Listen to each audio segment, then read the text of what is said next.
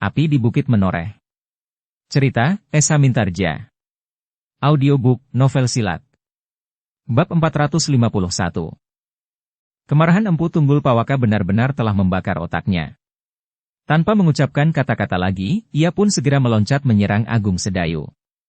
Kemampuannya bergerak cepat melebihi kemampuan Agung Sedayu, meskipun Agung Sedayu sudah menerapkan ilmu meringankan tubuh. Namun ilmu Sabta Panggraita Agung Sedayu itu dapat membantunya. Meskipun demikian, serangan-serangan yang datang begitu cepat masih juga sempat mendesak Agung Sedayu. Seperti bayangan yang terbang mengelilinginya, Empu Tunggul Pawaka memaksa Agung Sedayu untuk mengerahkan kemampuannya. Tetapi ilmu yang telah dikerahkan itu masih belum yang terakhir bagi Agung Sedayu. Ketika kecepatan gerak Empu Tunggul Pawaka yang semakin meningkat itu masih juga mampu mengejutkannya dengan memotong serangannya, maka Agung Sedayu merasa perlu menerapkan ilmunya yang lain. Dalam pertempuran yang semakin cepat itulah, Empu Tunggul Pawaka terkejut. Ketika kecepatan geraknya semakin meningkat, tiba-tiba sasaran serangannya menjadi kabur. Tiba-tiba saja Empu Tunggul Pawaka itu melihat 3 orang Agung Sedayu yang berloncatan dengan cambuk di tangan. "Gila!" Empu Tunggul Pawaka berteriak. "Kakang Kawah Adi Ari-Ari!" 3 sosok wujud Agung Sedayu itu pun bergerak bersama-sama mendekati Empu Tunggul Pawaka yang menjadi tegang sejenak. Namun Empu Tunggul Pawaka itu pun tersenyum sambil berkata, "Baiklah Agung Sedayu, agaknya kau ingin menunjukkan permainanmu yang terbaik. Tetapi marilah. Aku akan melayaninya." Ketiga sosok wujud Agung Sedayu itu tidak menjawab. Namun mereka telah bersama-sama menyerang. Empu Tunggul Pawaka pun segera berloncatan mengelakkan serangan-serangan itu. Ia tahu bahwa hanya ada satu Agung Sedayu. Dan itu berarti bahwa hanya ada satu wujud cambuk yang berbahaya baginya. Namun Empu Tunggul Pawaka memerlukan waktu untuk mengetahui yang manakah Agung Sedayu yang sebenarnya dari ketiga wujud itu. Dalam pertempuran yang sengit, maka terasa lecutan ujung cambuk Agung Sedayu telah menembus ilmu kebalnya sehingga tubuhnya telah tergetar. Bahkan segores luka telah menandai betapa kuatnya lecutan cambuk Agung Sedayu yang telah berhasil menembus ilmu kebal Empu Tunggul Pawaka. Namun ketajaman penglihatan batin Empu Tunggul Pawaka telah berhasil mengetahui sosok Agung Sedayu yang sebenarnya. Karena itu, maka serangan-serangan Empu Tunggul Pawaka telah dipusatkan kepada sosok itu. Bahkan kemudian dari putaran keris Empu Tunggul Pawaka itu seakan-akan telah memancar percikan-percikan cahaya api yang meluncur ke arah sosok Agung Sedayu. Beberapa kali Agung Sedayu harus berloncatan menghindar. Ia pun segera menyadari bahwa lawannya mampu memecahkan ilmunya yang mampu mengaburkan keberadaannya itu. Karena itu, maka beberapa saat kemudian, Agung Sedayu telah menarik kembali ilmunya itu, sehingga yang nampak hanyalah sesosok Agung Sedayu saja. Meskipun demikian, Empu Tunggul Pawaka yang telah melepaskan ilmunya yang menggetarkan jantung itu sama sekali tidak mengendurkan serangan-serangannya. Percikan-percikan api dari putaran keris Empu Tunggul Pawaka itu masih saja menyerang Agung Sedayu. Dengan demikian Agung Sedayu masih saja harus berloncatan menghindar. Ujung cambuknya setiap kali dihentakkannya, menghantam percikan-percikan api yang semakin lama menjadi semakin deras mengalir dari putaran keris lawannya. Semakin lama Agung Sedayu semakin merasa terdesak. Percikan api yang luput dari hentakan ujung cambuknya dan tidak berhasil dihindarinya, terasa betapa panasnya menyengat kulitnya. Apalagi seandainya Agung Sedayu itu tidak melapisi pertahanannya dengan ilmu kebalnya, maka kulitnya tentu sudah dikoyak-koyak oleh percikan api yang panasnya melampaui bara itu. Dengan demikian, maka Agung Sedayu itu pun semakin lama menjadi semakin terdesak. Sekali-sekali Agung Sedayu sempat meloncat menyerang, tetapi semakin dekat ia dengan Empu Tunggul Pawaka, maka terasa percikan-percikan api itu pun menjadi semakin panas. Dengan demikian, keadaan Agung Sedayu menjadi semakin sulit. Empu Tunggul Pawakalah yang kemudian berusaha untuk bertempur pada jarak yang dekat. Meskipun ujung cambuk Agung Sedayu sekali-sekali masih sempat menembus ilmu kebalnya, namun Empu Tunggul Pawaka memperhitungkan kemungkinan yang terburuk akan terjadi pada Agung Sedayu. Orang-orang yang menyaksikan pertempuran itu menjadi semakin tegang. Kesempatan bagi Agung Sedayu menjadi semakin kecil. Beberapa kali Agung Sedayu harus berloncatan mengambil jarak, sehingga dengan demikian, maka ujung cambuknya tidak lagi dapat menggapai tubuh lawannya. Gelagah Putih dan Sabung Sari setiap kali ikut bergeser. Tetapi mereka masih tetap menahan diri untuk tidak mencampuri pertempuran itu. Ki Wijil, anak laki-lakinya, Ki Jairaga dan apalagi Sekar Mirah menjadi semakin berdebar-debar. Bahkan Empu Isanata dan Nyi Duani pun justru mencemaskan keadaan Agung Sedayu. Apalagi keduanya berkeyakinan bahwa Empu Tunggul Pawaka adalah orang yang tidak terkalahkan. Sebenarnya lah Agung Sedayu berada dalam kesulitan yang mendesak.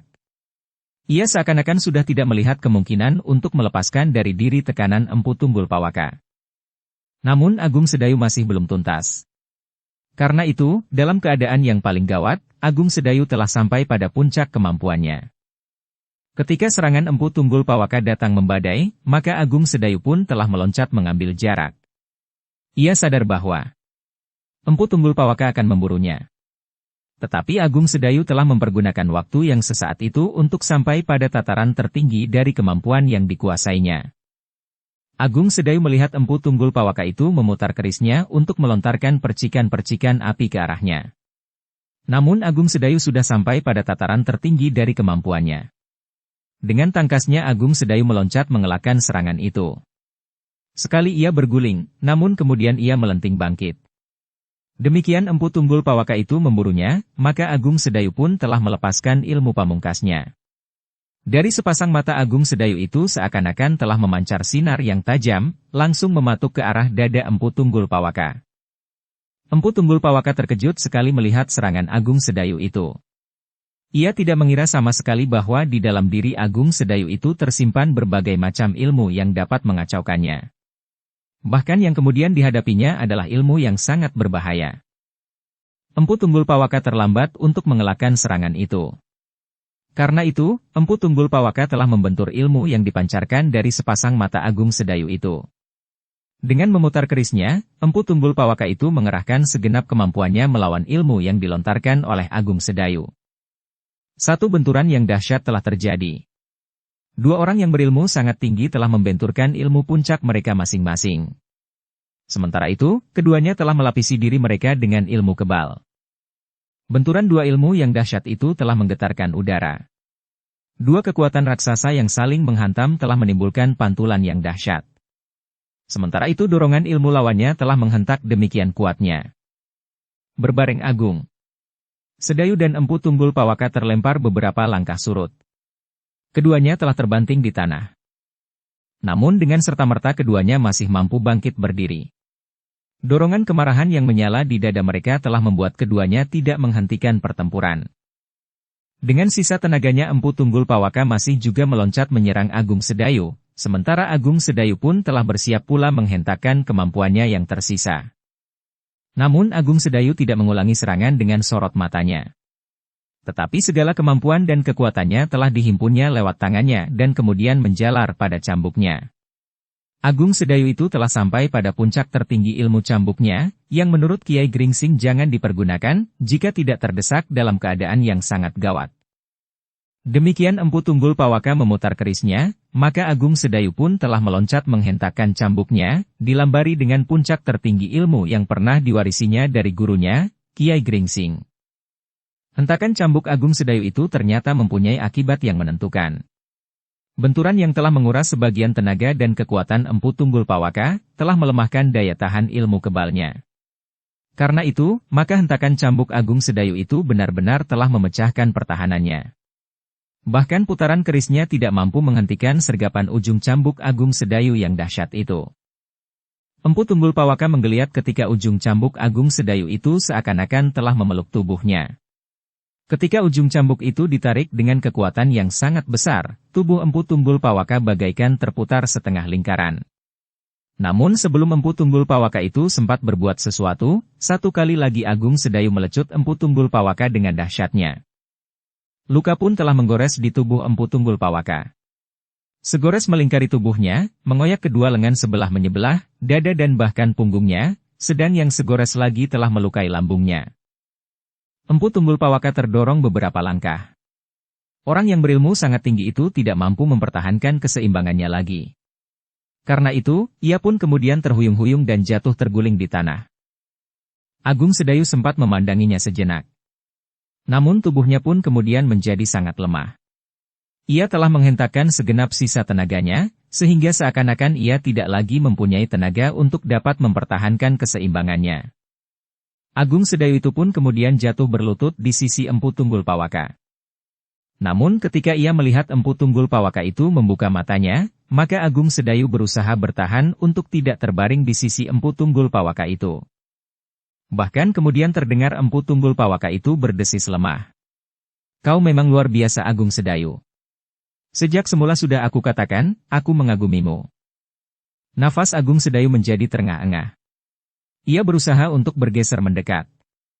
Tetapi hampir saja ia jatuh terjerembab. Sabung Sari dan Gelagah Putih pun dengan cepat mendekati. Namun perhatian Agung Sedayu tertuju sepenuhnya kepada Empu Tunggul Pawaka. "Kau masih terhitung muda, Agung Sedayu. Pada saatnya kau akan dapat menggulung tanah ini. Kemampuanmu akan tidak tertandingi." Agung Sedayu tidak menjawab. Namun ia masih melihat Empu Tunggul Pawaka itu tersenyum. Suaranya menjadi semakin lemah. "Ilmu kebalku adalah ilmu kebal yang jarang ada duanya. Tetapi kemampuan ilmumu mampu memecahkannya." Agung Sedayu masih berdiam diri. Suara Empu Tunggul Pawaka itu menjadi kian melemah. "Kau menang, Agung Sedayu." "Empu," desis Agung Sedayu. Empu Tunggul Pawaka itu tersenyum. Namun kemudian matanya pun segera terpejam. Ki Wijil dan Ki Ajar Trikaya telah berjongkok di sebelah tubuh Empu Tunggul Pawaka itu pula. Namun Empu Tunggul Pawaka itu telah menghembuskan nafasnya yang terakhir. Sekar Mirahlah yang kemudian berjongkok di belakang Agung Sedayu. Dengan suara tertahan Sekar Mirah itu pun berdesis. "Kakang?" Agung Sedayu yang mendengar suara itu, cepat berpaling. Dilihatnya Sekar Mirah memandanginya dengan sorot mata yang penuh dengan kecemasan. Namun Agung Sedayu itu pun tersenyum sambil berdesis. "Aku tidak apa-apa, Sekar Mirah." Sekar Mirah termangu-mangu sejenak. Namun ketika Agung Sedayu mencoba bangkit berdiri, maka keseimbangannya pun masih goyah. Gelagah Putih, Sabung Sari dan Sekar Mirah dengan cepat berusaha membantunya. Tetapi Agung Sedayu itu berkata, "Terima kasih. Biarlah aku berdiri sendiri." Sabung Sari dan Gelagah Putih pun melepaskannya. Namun Sekar Mirah masih memegangi lengannya. "Marilah, Kakang. Duduklah dahulu." Sekar Mirah pun kemudian membimbing Agung Sedayu ke tangga pendapa. Ketika kemudian Agung Sedayu duduk, maka Gelagah Putih dan Sabung Sari pun berdiri pula di hadapannya. Dengan nada dalam Gelagah Putih berkata, "Kakang harus minum obat yang dapat membantu ketahanan tubuh Kakang." Agung Sedayu tersenyum. Katanya, "Baiklah. Tolong, ambilkan sebutir di kantong bajuku." Gelagah Putihlah yang kemudian telah memungut sebutir obat ramuan yang kemudian ditelan oleh Agung Sedayu. "Bagaimana dengan kau sendiri, Gelagah Putih?" bertanya Agung Sedayu. "Aku sudah baik, Kakang." Agung Sedayu sempat memandang Empu Wisanata dan Nyi Duani yang berdiri termangu-mangu. Namun mereka menyadari keadaan mereka, sehingga mereka tidak dapat berbuat sesuatu. "Gelagah Putih dan Sabung Sari," desis Agung Sedayu. "Mendekatlah." Keduanya menjadi tegang. Sementara Agung Sedayu berkata, "Aku tidak apa-apa. Aku hanya ingin memberitahukan kepada kalian, apa yang telah kami katakan kepada Nyi Duani untuk memancingnya agar ia bersedia membawa kami kepada Kisah Balintang." Gelagah Putih dan Sabung Sari pun telah mendengarkan uraian singkat Agung Sedayu, dan sekali-sekali digenapi oleh Sekar Mirah. Bagaimana mereka berhasil membakar kecemburuan Nyi Duani, sehingga persoalannya telah berkembang menjadi sebagaimana yang terjadi. Kita harus memelihara perasaan Nyi Duani itu. Dengan demikian maka akan membawa kita kepada Kisah Balintang, dan tempat yang mereka pergunakan untuk menyembunyikan Rara Wulan. Gelagah Putih dan Sabung Sari mengangguk-angguk. Dengan nada rendah Gelagah Putih berdesis, "Aku mengerti, Kakang. Aku minta semuanya menyesuaikan diri dengan sikap ini. Setiap pembicaraan dengan Nyi Duani jangan menyimpang, agar Nyi Duani tidak menjadi curiga dan membatalkan niatnya membawa kita kepada Kisah Balintang. Nyi Duani tentu ingin membebaskan Rara Wulan, karena ia tidak ingin kehilangan Kisah Balintang itu." Orang-orang yang berada di halaman itu berdiri termangu-mangu. Mereka tidak tahu apa yang dibicarakan oleh Agung Sedayu dan Sekar Mirah dengan Gelagah Putih dan Sabung Sari. Namun mereka melihat Agung Sedayu itu menelan obat yang diambil oleh Gelagah Putih dari sebuah bumbung kecil yang disimpan di kantong bajunya. Dengan demikian, maka mereka mengira bahwa pembicaraan mereka berkisar pada keadaan Agung Sedayu itu sendiri.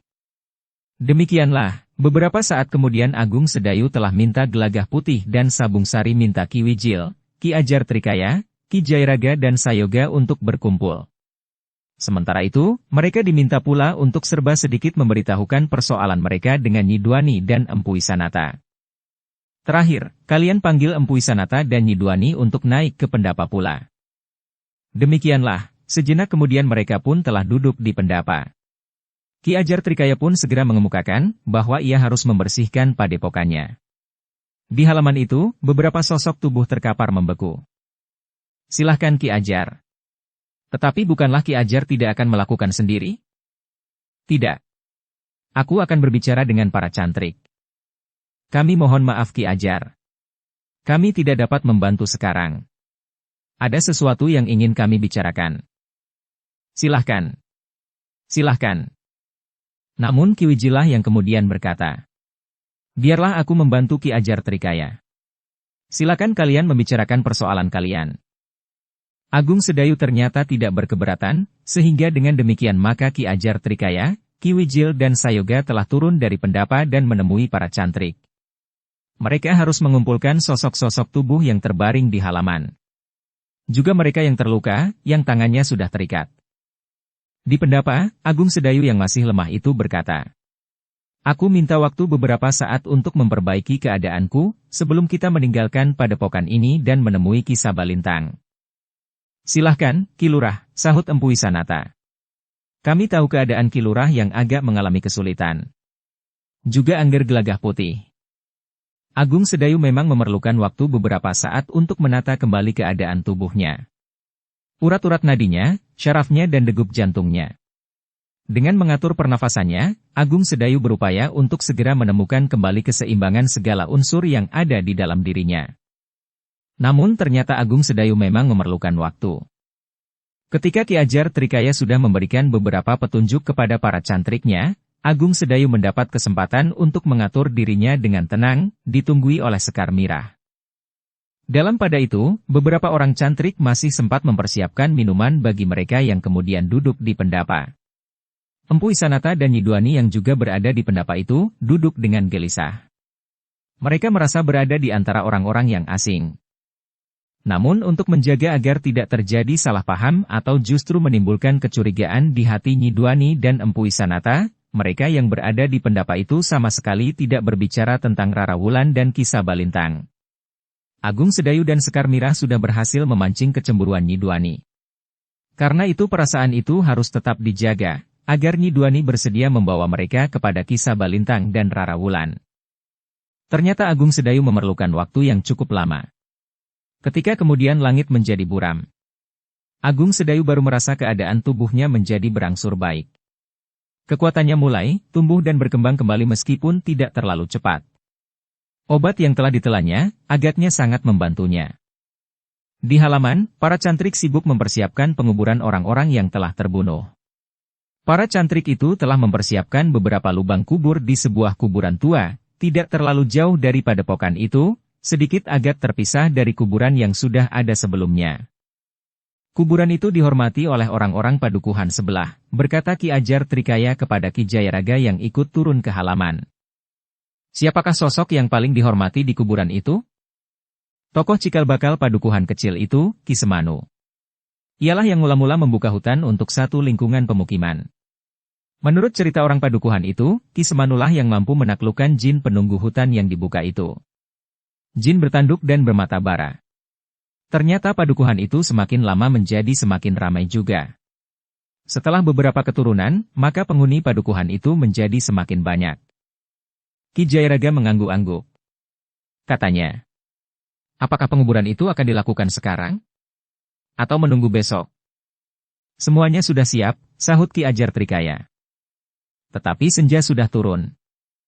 Ada beberapa obor telah disiapkan. Semakin cepat selesai semakin baik.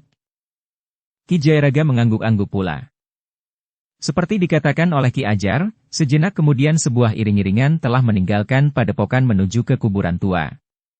Dua orang cantrik yang menemui Ki Bekel di padukuhan sebelah telah kembali dan menyatakan bahwa Ki Bekel tidak berkeberatan untuk memberikan tempat untuk sosok mayat beberapa orang yang dianggap berniat buruk itu. Tetapi kuburan bagi mereka itu harus dipisahkan. Kuburan itu tidak boleh terletak di atas gumuk kecil itu. Harus dikubur di paling bawah, di dekat tanggul sungai kecil yang mengalir di dekat gumuk kecil itu. Ki Jayaraga melihat nyala api obor yang mendahului iring-iringan itu seperti beberapa ekor burung kemamang yang terbang di kegelapan. Burung yang berbulu api, yang dipelihara oleh hantu dan setan. Dalam pada itu, keadaan Agung Sedayu pun telah menjadi lebih baik. Sementara itu waktu mereka menjadi semakin mendesak. Mereka tidak akan dapat menunggu sampai esok. Malam itu mereka harus berangkat mencari Ki Sabalintang, berdasarkan petunjuk yang akan diberikan oleh Empu Wisanata dan Nyi Duani. Setelah para cantrik menyuguhkan nasi yang hangat, maka Agung Sedayu telah mohon diri untuk melanjutkan perjalanan. Ki Ajar memang berusaha untuk menahan mereka agar berangkat esok pagi. Tetapi Agung Sedayu pun menyahut. Kami mohon maaf, Ki Ajar, bahwa kami telah merepotkan Ki Ajar. Terima kasih atas kesediaan Ki Ajar menyambut kedatangan kami. Sebagaimana kau ketahui, bahwa kalian telah membebaskan padepokan ini dari tangan Empu Tunggul Pawaka. Tentu tidak ada kekuatan yang kami miliki untuk dapat mengusirnya. Tanpa kedatangan Ki Lurah, maka kami tidak akan mampu membebaskan diri kami. Kita mempunyai kepentingan yang sejalan, Ki Ajar. Selanjutnya kami mohon agar Empu Wisanata dan Nyi Duani dapat kami bawa bersama kami. Silakan, Ki Lurah. Segala sesuatunya terserah kepada Ki Lurah. Empu Wisanatalah yang kemudian menyahut. Aku secara pribadi dan anakku mohon maaf atas segala peristiwa yang telah terjadi di sini, Ki Ajar. Ki Ajar Trikaya tersenyum. Katanya, Empu tidak melakukannya secara pribadi. Demikian pula yang dilakukan oleh Nyi Duani, yang di padepokan ini dikenal dengan Jaka Dwara. Yang kalian lakukan adalah bagian saja dari kelakuan sekelompok orang yang berbuat secara bersama-sama. Karena itu, mungkin secara pribadi apa yang kalian lakukan itu justru bertentangan dengan niat yang tersirat di hati kalian sendiri. Tetapi sudah sewajarnya bahwa kami harus mengakui kesalahan itu, Ki Ajar. Apalagi aku, yang setiap saat selalu mengawasi Ki Ajar, berkata Nyi Duani. Tetapi bukankah itu tugas yang dibebankan kepadamu oleh sekelompok orang itu? Atau katakanlah oleh pemimpinmu yang disebut Empu Tunggul Pawaka itu? Nyi Duani mengangguk. Sementara Ki Ajar berkata, kau tidak mempunyai pilihan lain, Nyi Duani. Jika kau sudah menyatukan diri ke dalam satu kelompok, maka yang kau lakukan adalah kelakuan dari kelompok itu. Hanya kadang-kadang saja seseorang yang pribadinya kuat mampu melepaskan diri dari cengkaman kelakuan itu dan tetap berpegang pada sikap pribadinya. Nyi Duani menundukkan kepalanya. Tetapi perempuan itu berdesis. Terima kasih atas pengertian Ki Ajar Trikaya. Ki Ajar itu tertawa. Katanya, aku sudah tua, Ger. Sudah kenyang makan pahit dan manisnya kehidupan. Nyi Duani tidak menyahut lagi. Kepalanya justru tertunduk lesu. Sejenak kemudian, Agung Sedayu dan mereka yang datang bersamanya telah siap untuk meninggalkan padepokan itu. Empu Wisanata dan Nyi Duani ikut bersama mereka pula. Dalam pada itu, Ki Ajar itu pun berkata, jadi Ki Wijil juga akan meninggalkan padepokan ini bersama Ki Lurah Agung Sedayu. Mereka menitipkan kuda mereka di rumahku, Ki Ajar. Tetapi setelah aku mengantarkan tamu-tamuku, aku akan segera mengunjungi padepokan ini lagi. Terima kasih, Ki Wijil. Lain kali aku juga ingin mempersilakan Ki Lurah berdua dan kadang yang lain untuk mengunjungi padepokan kecil yang terpencil ini. Kami tidak akan pernah melupakan padepokan ini, Ki Ajar, sahut Agung Sedayu. Pada suatu saat, kami akan memerlukan berkunjung ke tempat ini. Para cantrik padepokan itu pun ikut melepas para tamu itu di halaman. Mereka menganggap bahwa para tamu yang datang itu adalah api yang menyulut keberanian mereka untuk berbuat sesuatu bagi kebebasan mereka. Kepada para cantrik, Agung Sedayu dan mereka yang datang bersamanya itu melambaikan tangannya. Sementara itu Agung Sedayu sempat berbisik kepada Ki Ajar. Maaf Ki Ajar. Aku mohon orang-orang yang ditahan di sini, jangan sampai ada yang dapat melepaskan diri dalam waktu dekat ini. Jika seorang saja dari antara mereka terlepas, maka tugas kami akan dapat menjadi gagal. Ki Ajar Trikaya mengangguk sambil menjawab lirih. Baik, Ki Lurah. Aku akan berusaha bersama para cantrik. Sementara orang-orang yang paling berbahaya sudah tidak ada lagi. Ki Lurah sudah menghabisi Empu Tunggul Pawaka. Demikianlah, sejenak kemudian sebuah iring-iringan kecil telah meninggalkan padepokan itu. Empu Isanata dan Nyi Duani menuntun kuda mereka, sementara yang lain berjalan kaki, karena kuda-kuda mereka dititipkan di rumah Ki Wijil. Malam yang gelap pun telah menyelubungi Gunung Kukusan. Namun iring-iringan itu berjalan terus. Mereka adalah orang-orang yang terlatih, sehingga penglihatan mereka pun cukup tajam untuk mengamati jalan yang rumpil. Lorong sempit berbatu-batu padas. Kadang-kadang menurun, kadang-kadang sedikit menanjak. Meskipun sebenarnya kekuatan dan tenaga Agung Sedayu belum pulih seutuhnya, tetapi keadaannya sudah menjadi semakin baik. Agung Sedayu berharap bahwa jika saatnya mereka sampai di tempat Ki Sabalintang, keadaannya sudah benar-benar pulih.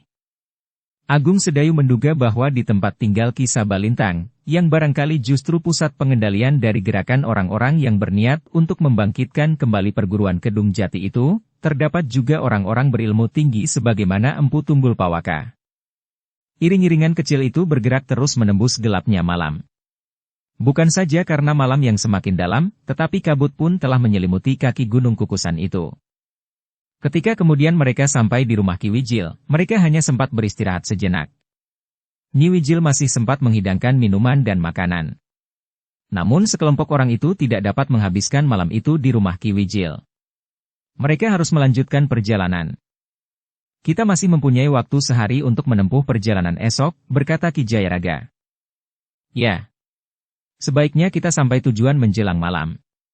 Ada beberapa keuntungan yang kita dapatkan dengan kegelapan yang kemudian turun, berkata Empu Isanata. Ki Agung Sedayu mengangguk sambil berdesis. Kita memang tidak terlalu tergesa-gesa. Kita dapat beristirahat lebih lama. Tetapi kita akan segera berangkat lagi. Kita harus mempergunakan waktu sebaik-baiknya. Ki Wijil yang kemudian berdesis. Biarlah aku ikut bersama Ki Lurah. Agung Sedayu memandang Ki Wijil dengan kerut di kening. Dengan nada dalam ia pun berkata. Kami telah terlalu banyak menyibukkan Ki Wijil. Pertolongan Ki Wijil sudah cukup besar sampai saat ini. Tiba-tiba saja aku ingin melepaskan kejenuhanku. Sudah terlalu lama aku tinggal di rumah saja. Setiap pagi pergi ke sawah. Kemudian saat matahari turun, pulang dengan tubuh yang basah oleh keringat. Demikian juga anakku, dan yang tidak kalah sibuknya adalah Nyi Wijil.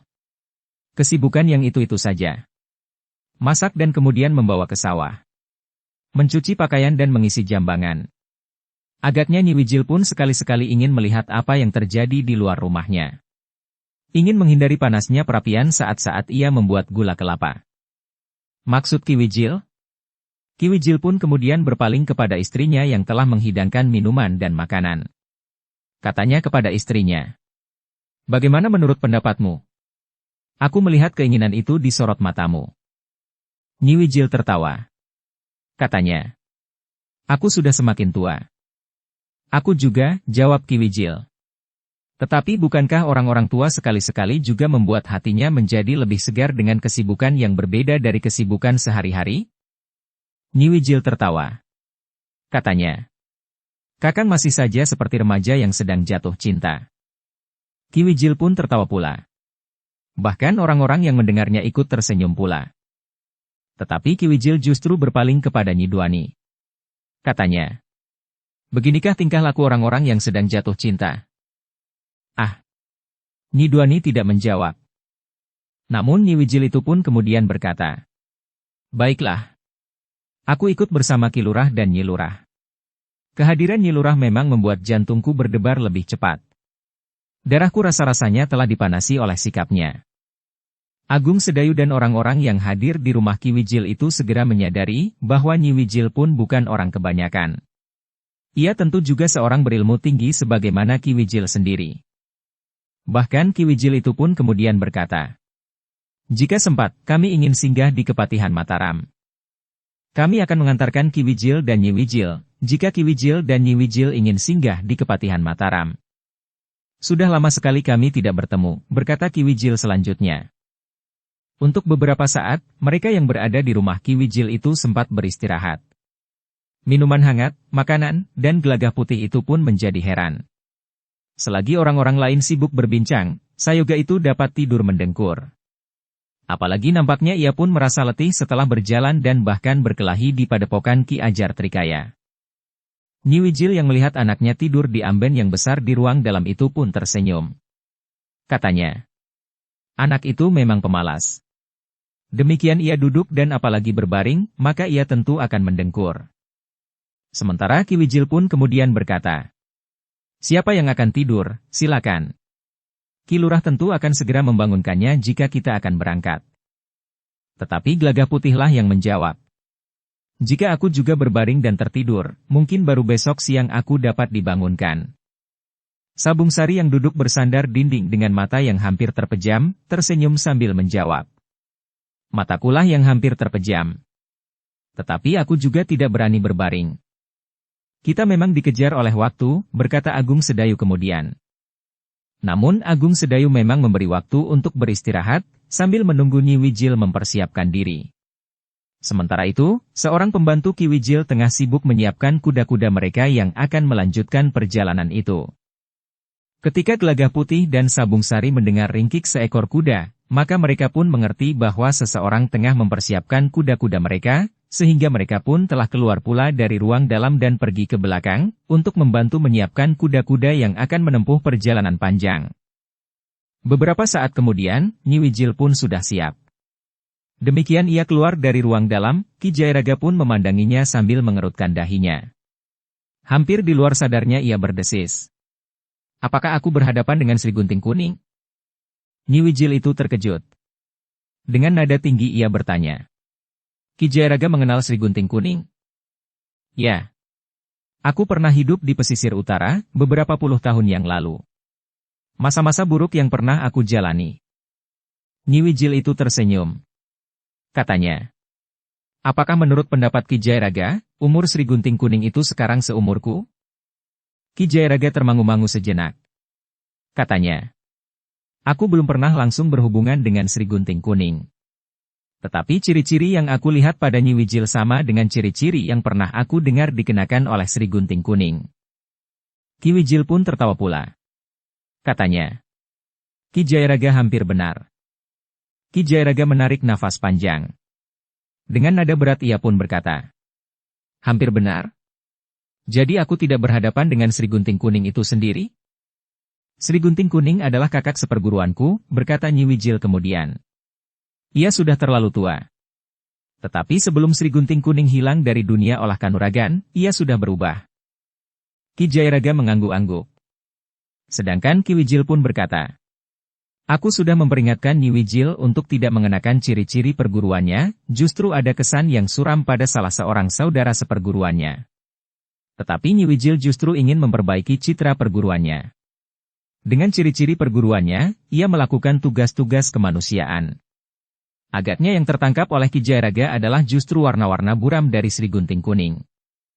Aku kemudian meninggalkan pesisir utara, mengembara kemana-mana. Aku selalu dikejar oleh perasaan kecewa. Tidak seorang pun muridku yang akhirnya menjadi seorang yang baik. Semuanya menjadi penjahat yang tidak tanggung-tanggung. Baru kemudian aku menemukan seorang murid yang dapat memberikan kebanggaan kepadaku. Namun bukan akulah yang membentuk pribadinya. Aku menemukan seseorang yang kepribadiannya sudah terbentuk. Sri Gunting Kuning yang kemudian itu pun tidak terlalu lama berada di pesisir utara. Ketika segalanya bergeser ke selatan, maka Sri Gunting Kuning itu pun hilang dari pesisir utara, dan berada di sisi selatan, berkata Ki Wijil. Nyi Wijil tersenyum. Katanya. Aku beruntung menjadi istri Ki Wijil. Aku tanggalkan segala-galanya. Namun sekali-sekali saja dalam keadaan yang sangat penting, aku mengenakan kelengkapan dan ciri-ciri yang dapat dikenali sebagai Sri Gunting Kuning. Tetapi Ki Patih Mandaraka tidak berkeberatan aku mengenakan ciri-ciri ini. Ki Jayaraga mengangguk-angguk. Ia memang belum pernah berhadapan langsung dengan seorang perempuan yang disebut Sri Gunting Kuning. Seorang perempuan yang mengenakan pakaian serba hitam. Kemudian garis-garis kuning terdapat di bagian leher, pergelangan tangan dan ujung celana hitamnya. Perempuan itu juga mengenakan ikat pinggang kuning dan selempang kuning di dadanya, sementara di pinggangnya tergantung sepasang pedang di sebelah menyebelah. Sekar Mirah yang melihat sepasang pedang itu pun segera teringat kepada Pandan Wangi, istri kakaknya, Suandaru. Pandan Wangi juga menyandang sepasang pedang jika ia mengenakan pakaian khususnya. Tetapi tidak dengan ciri-ciri yang lain. Sejenak kemudian, segala sesuatunya sudah siap. Minuman dan makanan pun telah hampir habis pula. Karena itu, mereka pun segera bersiap-siap untuk berangkat. Kuda-kuda pun sudah diikat di halaman. Sementara itu Agung Sedayu dan Gelagah Putih masih memerlukan untuk makan sebutir obat, untuk memacu agar kekuatan tubuh mereka segera pulih kembali seutuhnya. Nyi Wijilah yang kemudian membangunkan Sayoga yang masih tidur mendengkur. Demikian Sayoga bangun, ia pun terkejut melihat ibunya telah bersiap dengan pakaian khususnya yang sudah jarang sekali dikenakannya. Apa yang akan ibu lakukan? Ayah dan ibu akan pergi bersama Ki Lurah Agung Sedayu. Bagaimana dengan kau? Apakah kau akan ikut atau tidak? Aku tidak mau di rumah sendiri. Bukankah ada beberapa orang pembantu yang menemanimu? Aku ikut bersama ayah dan ibu. Jika demikian bersiaplah. Kita tidak akan pergi bertamasya, berkata Nyi Wijil. Tetapi kenapa ibu harus mengenakan pakaian itu? Jika ibu melepas selempang dan ikat pinggang itu dan kemudian mengenakan yang lain, kesannya sudah akan berbeda. Kali ini aku terdorong satu keinginan untuk mengenakannya, Sayoga. Ayah pun juga tidak berkeberatan. Yang lain pun tidak. Tetapi ibu sudah tidak muda lagi. Rambut ibu sudah ubanan. Apa salahnya? Ibumu sudah menyembunyikan ubannya di bawah ikat kepalanya, sahut Ki Wijil. Ah, agaknya ayahlah yang merindukan masa-masa lalu itu. Yang mendengarkan pun tertawa pula. Bahkan Nyi Duani yang tegang sempat juga tersenyum. Namun yang kemudian terlintas di kepala Nyi Duani adalah sebuah kekuatan yang besar, yang akan dapat menghancurkan kekuatan Ki Sabalintang. Karena itu, ia masih sempat berbisik di telinga Sekar Mirah. Nyi Lurah. Bukankah Ki Lurah hanya sekedar ingin membebaskan Rara Wulan? Ya. Ia akan sangat menderita jika ia harus melayani kemauan Ki Sabalintang. Tetapi tidak lebih dari itu? Tentu. Tetapi kelompok ini akan menjadi kelompok yang sangat kuat. Aku tidak ingin Ki Lurah menghancurkan kekuatan Ki Sabalintang. Tentu tidak. Tetapi Ki Lurah sudah menghancurkan kekuatan Empu Tunggul Pawaka. Itu terjadi begitu tiba-tiba. Justru saat kami belum siap menghadapi kenyataan yang ada di padepokan itu. Nyi Duani termangu-mangu sejenak. Tiba-tiba ia menjadi ragu-ragu. Jika terjadi sesuatu dengan Ki Sabalintang, maka perasaannya pun akan tertusuk pula. Tetapi Nyi Duani tidak mau membayangkan bahwa ada seorang gadis di sarang Ki Sabalintang. Jika benar Rara Wulan diambil oleh Ki Sabalintang, maka ia tidak akan membiarkannya. Karena itu, dorongan untuk menemui Ki Sabalintang itu ternyata lebih besar dari kekhawatiran Nyi Duani bahwa Agung Sedayu akan melumpuhkan kekuatan Ki Sabalintang. Apalagi Nyi Duani pun yakin bahwa di dalam sarang Ki Sabalintang tentu terdapat orang-orang yang berilmu tinggi, yang akan dapat melindungi Ki Sabalintang. Demikianlah, sebelum fajar, sebuah iring-iringan kecil telah mulai bergerak. Untuk tidak menarik perhatian orang di perjalanan, mereka tidak bersama-sama.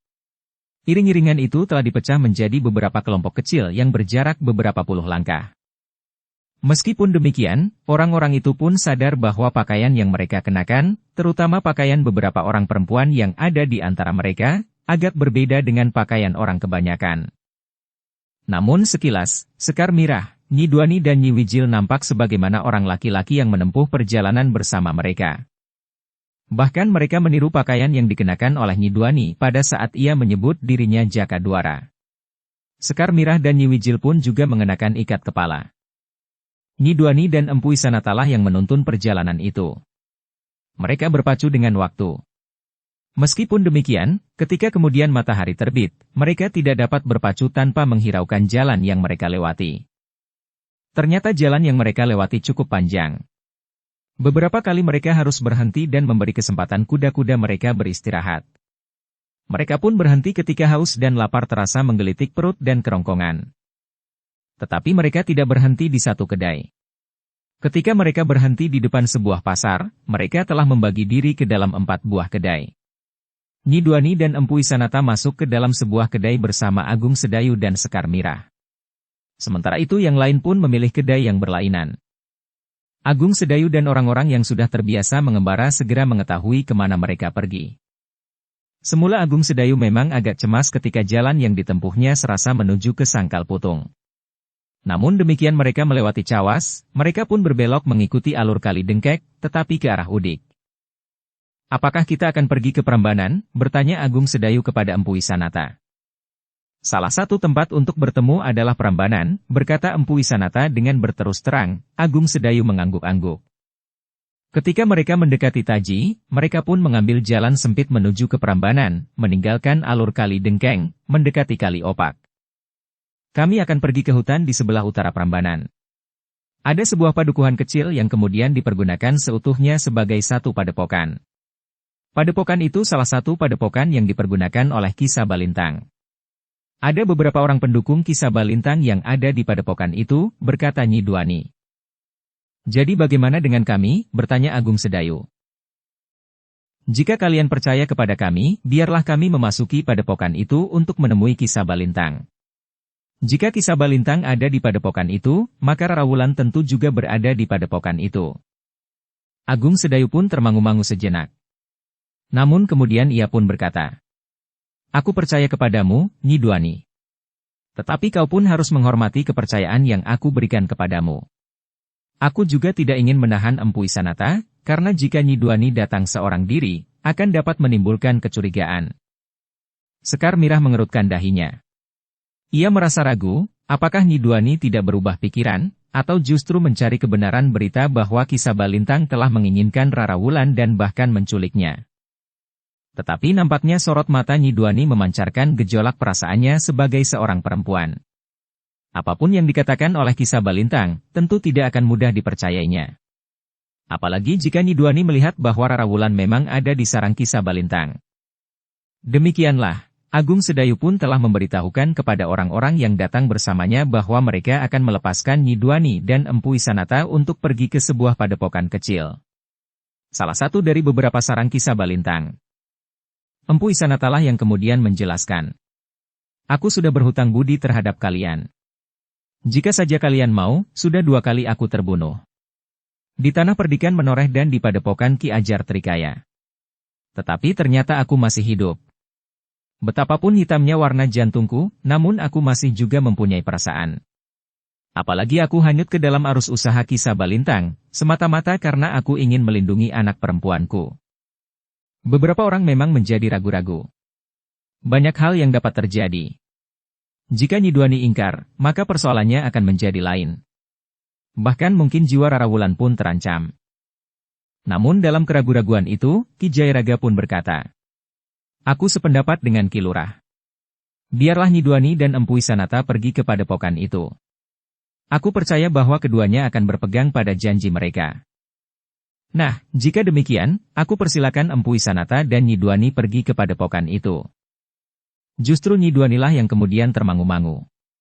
Namun kemudian berdua bersama Empu Isanata, Nyi Duani itu pun melarikan kudanya menuju ke padukuhan kecil yang telah dijadikan sebuah padepokan, dekat hutan di sebelah utara Prambanan.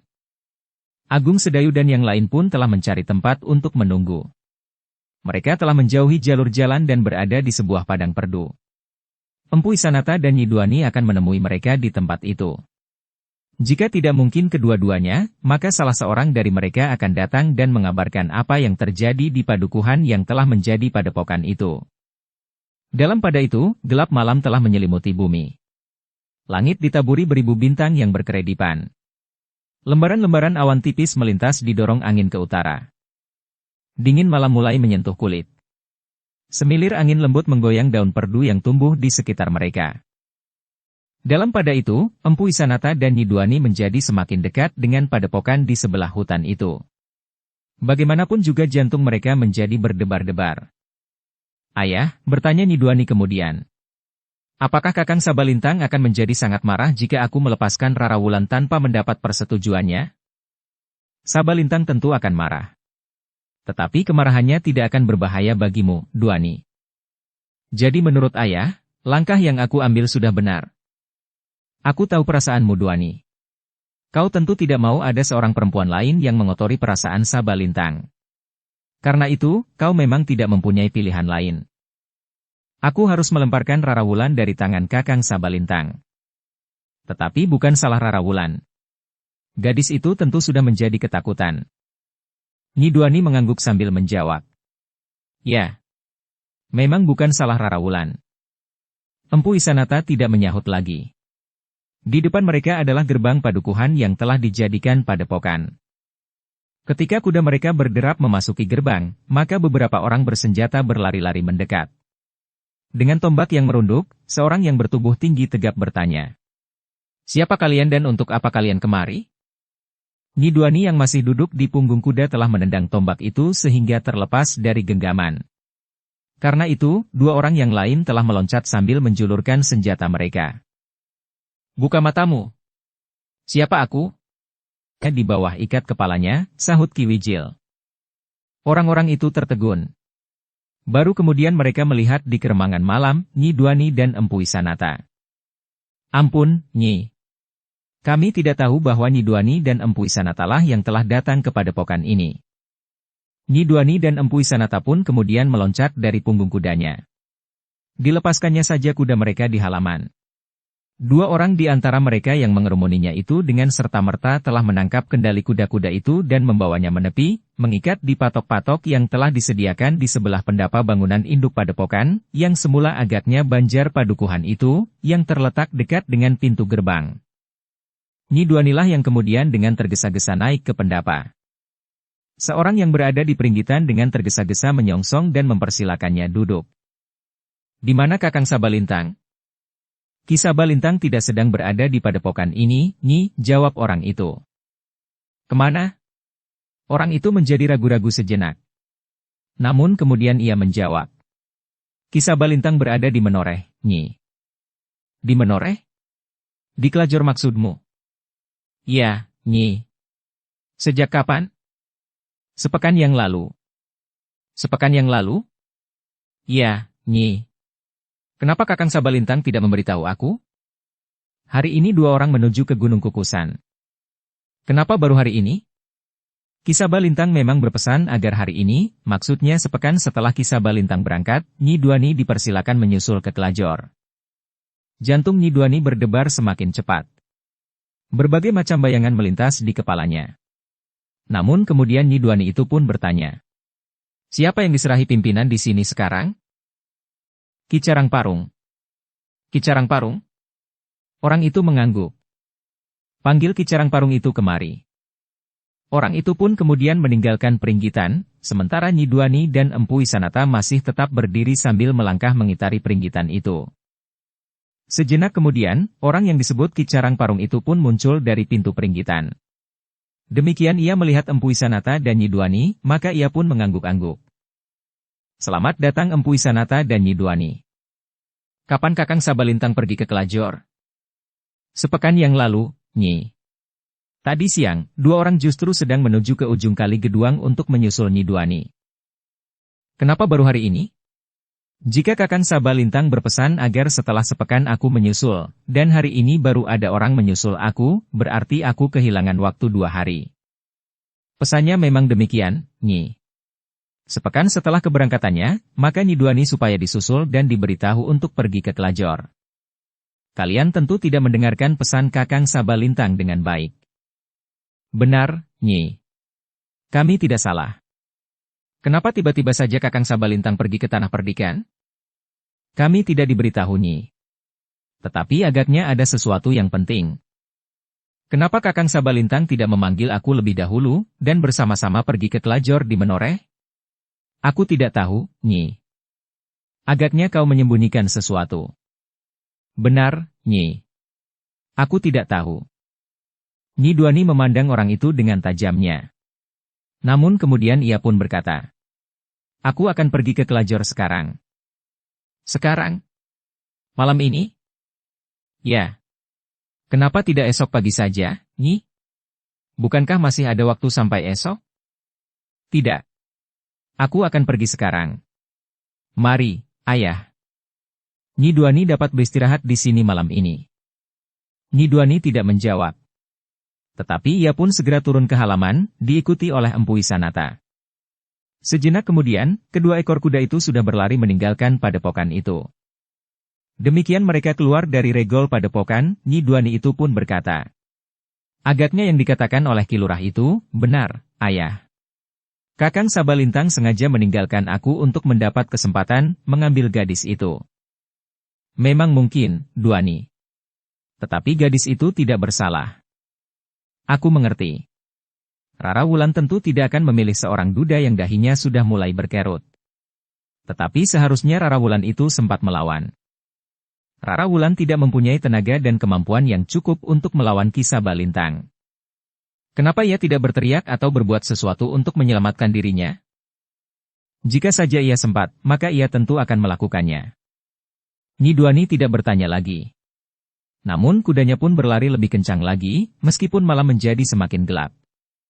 Beberapa saat kemudian, Nyi Duani dan Empu Wisanata telah bertemu dengan Agung Sedayu, Sekar Mirah dan orang-orang yang menunggu bersama mereka. Dengan singkat Nyi Duani menceritakan bahwa Ki Sabalintang berada di Kelajor. "Kelajor di Tanah Perdikan Menoreh?" "Ya," jawab Nyi Duani. Agung Sedayu mengangguk-angguk. Katanya, "Jadi semua gerakan Ki Sabalintang di Tanah Perdikan itu digerakkan dari Kelajor." Nyi Duani termangu-mangu sejenak. Namun kemudian ia pun mengangguk. "Jadi, kita harus pergi ke Kelajor?" bertanya Agung Sedayu kemudian. "Ya," jawab Nyi Duani. "Jika kedua orangku sampai di padepokan Ki Ajar Trikaya dan lepas dari tangan para cantrik, maka keduanya akan dapat segera menghubungi Kakang Sabalintang. Karena itu, kita harus lebih dahulu sampai di Tanah Perdikan Menoreh." Agung Sedayu pun mengangguk-angguk. Ia pun menjadi cemas. Jika kedua orang yang pergi ke ujung kali Geduang itu sempat lebih dahulu menghubungi Ki Sabalintang, maka semua rencana itu akan gagal. Karena itu, maka iring-iringan itu pun telah bergerak lagi. Mereka langsung menuju ke Tanah Perdikan Menoreh. Jarak yang masih terhitung panjang. "Kita menghindari Mataram," berkata Agung Sedayu. Agung Sedayu tidak perlu lagi petunjuk dari Nyi Duani, jalan manakah yang harus mereka tempuh. Sejenak kemudian, Agung Sedayulah yang kemudian berada di depan, bersama dengan Sekar Mirah. Sementara itu, Gelagah Putih dan Sabung Sari berkuda di belakang Empu Wisanata dan Nyi Duani, sedangkan yang lain sengaja membuat jarak. Malam itu mereka harus sampai ke Kelajor. Meskipun kedua orang dari Prambanan itu baru berangkat hari itu, namun mungkin sekali orang itu akan berusaha secepatnya sampai di Kelajor, setelah mereka mengetahui bahwa rahasia padepokan Ki Ajar Trikaya telah pecah. Jika mereka sampai di padepokan Ki Ajar, mudah-mudahan Ki Ajar dan para cantrik tanggap, sehingga mereka tidak akan dapat keluar lagi dari padepokan. Tetapi jika yang terjadi tidak sebagaimana yang mereka harapkan, maka persoalannya akan menjadi lain. Demikianlah, iring-iringan itu berjalan terus meskipun malam menjadi semakin pekat. Namun bintang-bintang di langit sedikit memberikan cahaya yang cukup bagi mereka yang penglihatannya cukup terlatih. Namun bagaimanapun juga, mereka tidak dapat memaksa kuda-kuda mereka berlari tanpa henti. Karena itu, maka mereka harus memberikan kesempatan kuda-kuda mereka berhenti beristirahat. Minum air dari parit yang jernih, serta sedikit makan rumput yang tumbuh di tanggul-tanggul di pinggir jalan. Di dini hari, mereka sampai di tepian Kali Praga.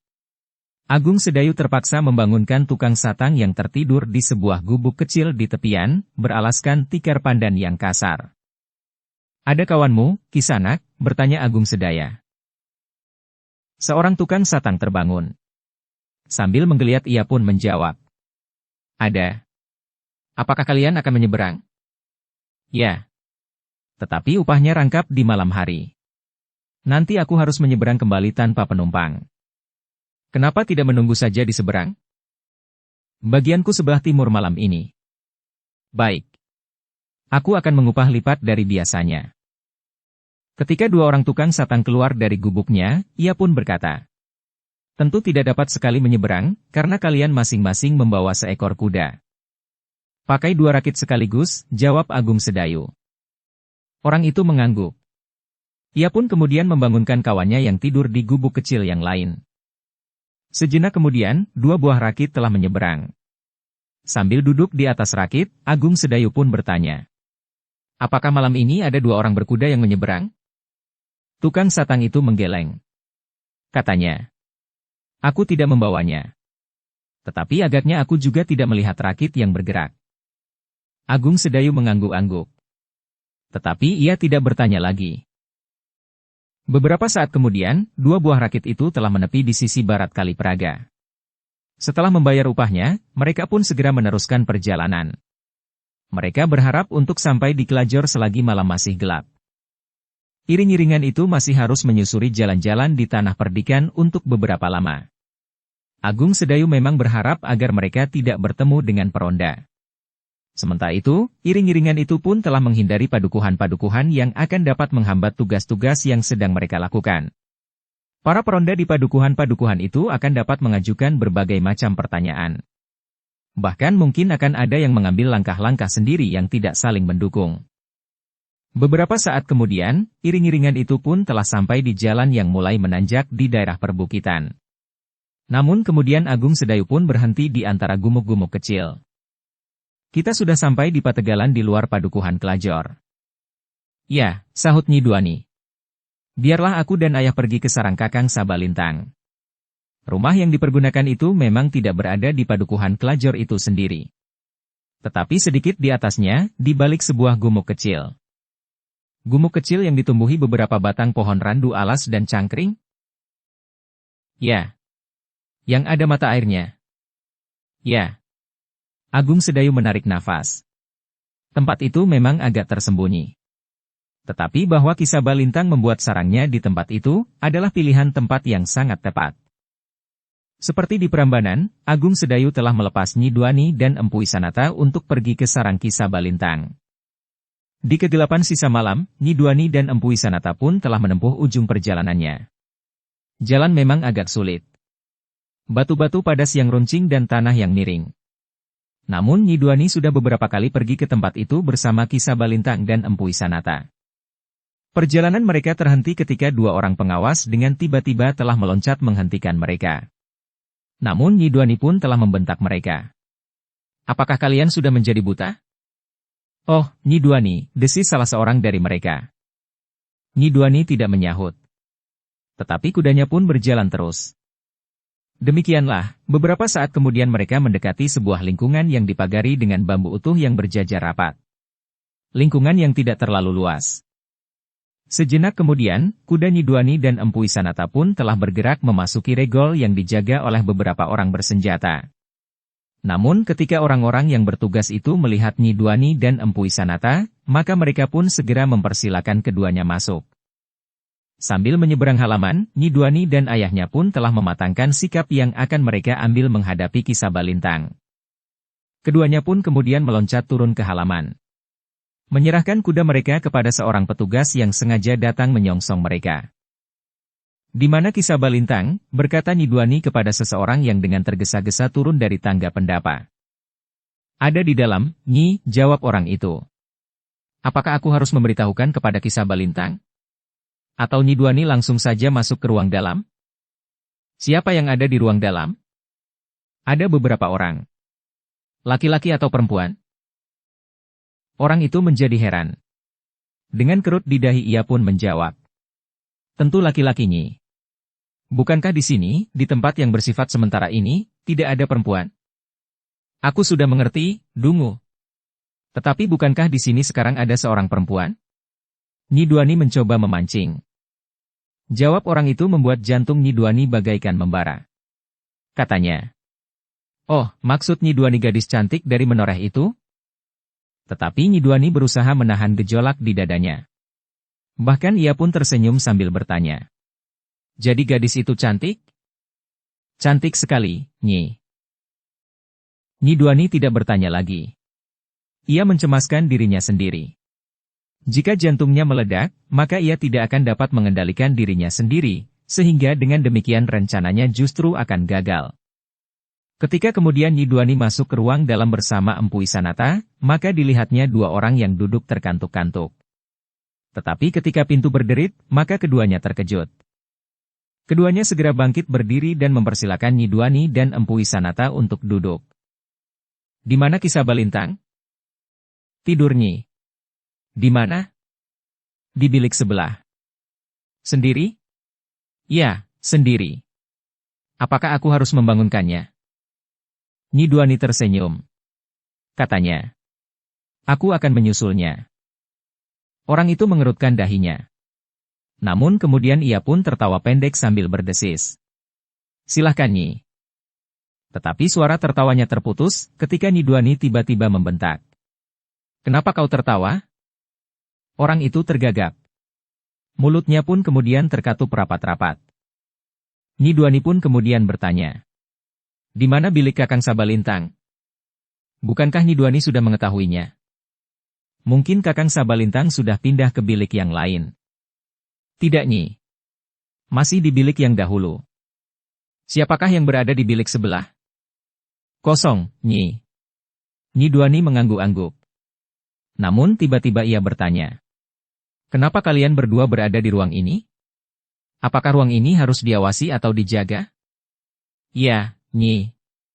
Sejak kapan? Sejak sentong di Serambi itu berisi. Oh. Siapa yang berada di sentong di Serambi? Sentong itu menjadi sentong tahanan. Seorang gadis ada di sentong itu. Seorang gadis? Siapa? Rara Wulan. Nyi Duani memandang orang itu dengan tajamnya. Dengan nada berat ia bertanya. Kenapa tidak ditempatkan di Gandok? Bukankah di Gandok lebih mudah mengawasinya? Di malam pertama memang ditempatkan di Gandok.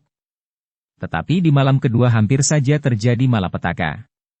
Seorang pembantu Kisah Balintang hampir saja bertindak kasar terhadap gadis itu. Ketika seorang petugas memperingatkannya, petugas itu justru dibunuhnya. Siapa orang itu? Resa Tengah. Ia memang gila. Di mana Resa Tengah sekarang? Mati. Mati?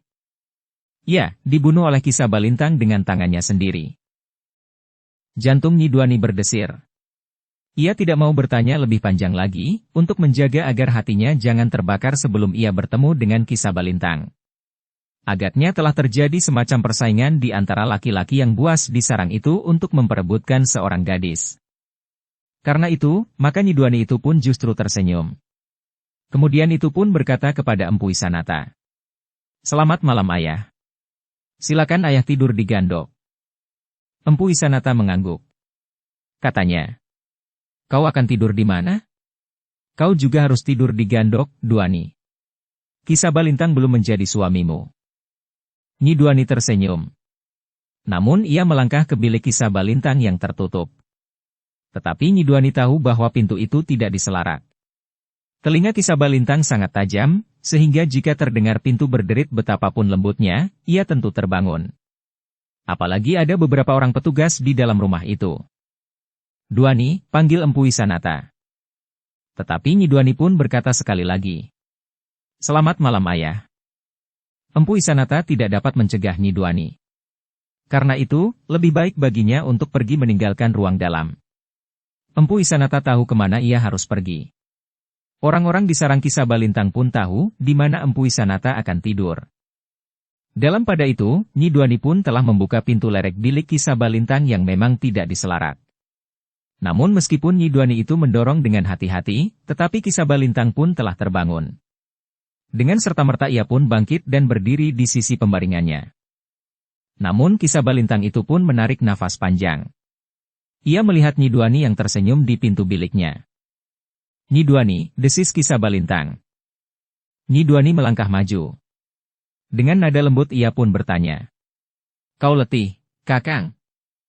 Tidak, Nyi, jawab Kisah Balintang, yang kemudian justru bertanya. Kapan kau datang, Nyi? Baru saja, Kakang. Kakang memanggilku? Ya. Sepekan setelah aku meninggalkan Prambanan, aku minta kau datang. Tetapi aku tidak mengira bahwa kau begitu cepat datang kemari. Demikian orang yang menyampaikan pesanmu itu datang, maka aku pun segera berangkat. Siapakah yang menyertaimu? Ayah. Oh, di mana Empu Isanata sekarang? Baru saja Ayah pergi ke Gandok. Ada yang penting yang ingin aku katakan kepadamu, Nyi. Aku tahu. Tetapi kenapa harus menunggu sepekan? Aku telah mempersiapkan segala-galanya. Aku letih, Kakang. Apakah aku boleh tidur? Kau akan tidur di mana? Nyi Duani tersenyum. Katanya. Di bilik sebelah. Bukankah bilik itu kosong? Kenapa kau tidak tidur di sini saja? Nyi Duani tertawa katanya. Aku akan tidur di bilik sebelah. Ayah sudah berpesan bahwa aku tidak boleh tidur di sini. Ah, orang-orang tua biasanya terlalu khawatir. Nyi Duani menggeleng sambil menjawab. Aku akan tidur di sebelah. Namun Nyi Duani itu justru duduk di sebelah Ki Sabalintang. Katanya. Kakang tentu juga letih. Tidurlah. Aku akan menunggu sampai keringatku kering. Nanti aku akan pergi ke bilik yang kosong itu. Sebaiknya kau tidur di sini saja. Tetapi Nyi Duani itu pun menjawab. Ayah ada di sini sekarang. Karena itu, aku akan tidur di bilik itu. Ki Sabalintang tidak memaksa. Tetapi Nyi Duani tidak juga beranjak pergi. Ki Sabalintang memang agak bimbang. Tetapi kemudian ia pun berkata, Nyi, ada sesuatu yang penting akan aku katakan kepadamu. Tetapi sebenarnya tidak terlalu tergesa-gesa sehingga kau dapat datang esok siang. Kau tidak perlu menempuh perjalanan malam, bahkan sampai dini hari. Sudah aku katakan, Kakang. Sebaiknya esok pagi saja Kakang bercerita. Sekarang aku ingin beristirahat. Bukan hanya tubuhku, tetapi juga otakku. Bukankah persoalannya tidak terlalu penting sehingga dapat ditunda sampai esok siang? Ki Sabalintang mengerutkan dahinya namun kemudian ia pun mengangguk-angguk sambil berdesis. Ya. Dapat ditunda sampai esok. Karena itu, sekarang jika Kakang ingin tidur, tidurlah. Apakah aku harus memijit kaki Kakang? Kau aneh, Nyi. Kau yang letih karena berkuda dari jarak yang sangat jauh. Tetapi kau yang akan memijit aku. Nyi Duani tertawa. Katanya. Jadi? Aku yang memijitmu. Nanti kualat Kakang. Biarlah Kakang beristirahat. Aku pun beristirahat. Bukankah kita sama-sama letih meskipun kerja kita berbeda? Ki Sabalintang mengangguk. Nyi Duani pun kemudian bangkit sambil berkata. Berbaringlah. Aku akan tidur nyenyak, jika aku yakin Kakang sudah tidur pula. Sebenarnya aku telah tidur nyenyak. Tetapi kau yang telah membangunkan aku. Nyi Duani tersenyum. Katanya. Karena itu, sekarang Kakang tidur saja lagi. Aku juga akan tidur. Ki Sabalintang menarik nafas dalam-dalam. Sementara Nyi Duani pun bangkit berdiri. Katanya. Aku sekedar melaporkan diri bahwa aku telah datang. Ketika kemudian Nyi Duani melangkah keluar, Ki Sabalintang memandanginya dengan mata yang hampir tak berkedip. Namun Nyi Duani pun kemudian telah menutup pintu dari luar sambil tersenyum. Ketika Nyi Duani berada di ruang dalam, maka orang-orang yang ada di ruang itu pun memandanginya dengan heran. Namun mereka menjadi tergagap ketika Nyi Duani itu berkata, Ada apa? Tidak, Nyi. Tidak ada apa-apa. Kenapa kau memandang aku seperti itu? Maksud kami, orang itu menjadi gagap. Sedangkan seorang yang lain berkata, Nyi akan pergi kemana? Aku akan beristirahat, jawab Nyi Duani. Kau kira aku mau apa? Orang itu semakin bingung. Karena itu mereka pun tidak berkata apa-apa lagi. Nyi Duanilah yang kemudian bertanya. Siapakah yang ada di bilik itu? Kosong, Nyi. Tetapi bilik di Serambi itu terisi. Nyi Duani tidak bertanya lagi. Namun ia pun kemudian pergi ke bilik yang kosong itu. Ketika ia mendorong pintu lerek, sekali lagi ia berpaling kepada para penjaga yang ada di ruang dalam. Tetapi Nyi Duani tidak berkata apa-apa. Demikian Nyi Duani hilang di balik pintu, maka seorang di antara mereka yang ada di ruang dalam itu pun berdesis. Kenapa Nyi Duani itu tidak jadi tidur di bilik Ki Sabalintang? Entahlah. Bukan urusanmu. Kawannya mengerutkan keningnya. Namun ia pun kemudian tertawa tertahan. Tetapi ia tidak berbicara apa-apa lagi. Sejenak kemudian, orang-orang itu pun telah duduk kembali. Namun sekali-sekali mereka saling berpandangan. Malam yang tersisa itu pun merangkak ke ujungnya. Ki Sabalintang ternyata sudah terlalu sulit untuk dapat tidur lagi. Karena itu, dengan gelisah ia berbaring di pembaringannya. Bahkan sekali-sekali ia bangkit dan duduk sambil berdesah. Keringatnya mengalir membasahi bajunya. Namun Ki Sabalintang tidak keluar dari biliknya sampai fajar membayang di langit. Tetapi sebelum Ki Sabalintang itu membuka pintu biliknya, terjadi keributan di halaman. Seorang pengikut Ki Sabalintang menemukan kawannya terbaring diam di longkangan. Kepalanya tersandar dinding bilik di serambi rumah itu. Ketika orang yang menemukannya meraba tubuhnya, ternyata tubuhnya telah membeku. Senjatanya masih tergenggam erat di tangannya. Agaknya orang itu masih belum sempat mempergunakannya. Sarang Ki Sabalintang itu pun menjadi gempar. Dengan tergesa-gesa Ki Sabalintang itu pun keluar dari biliknya dan turun ke longkangan. Orang yang telah membeku itu masih berada di tempatnya. Bukan hanya Ki Sabalintang, tetapi Nyi Duani dan Empu Isanata pun telah berlari-lari ke longkangan pula. Beberapa orang yang berilmu tinggi yang berada di sarang Ki Sabalintang itu pun telah berkumpul pula. Apa yang terjadi? Bertanya seorang yang bermata setajam mata burung hantu. Ki Sabalintang tidak segera menjawab. Ia pun segera teringat sesuatu.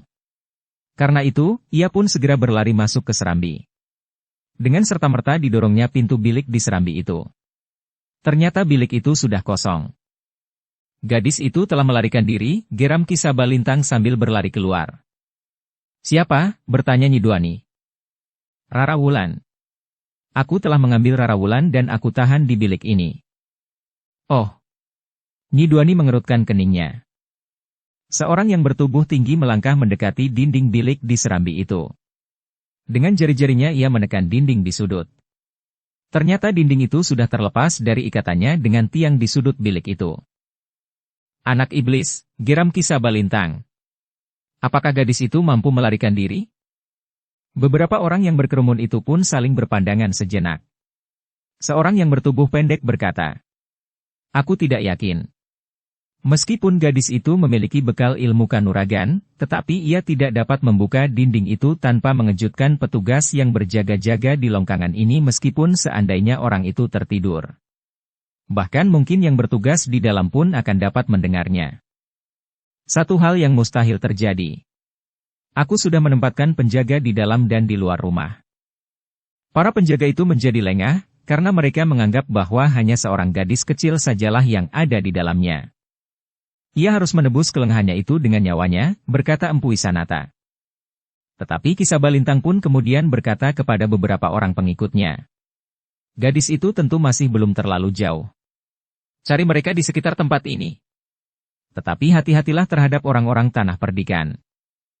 Beberapa orang pengikutnya termangu-mangu sejenak. Sementara itu, langit pun semakin terang. Beberapa orang berpencarlah, berkata Ki Sabalintang selanjutnya. Orang yang bertubuh pendek berkata, aku akan mencarinya. Biarlah aku sendiri. Kenapa harus sendiri? Bertanya Ki Sabalintang.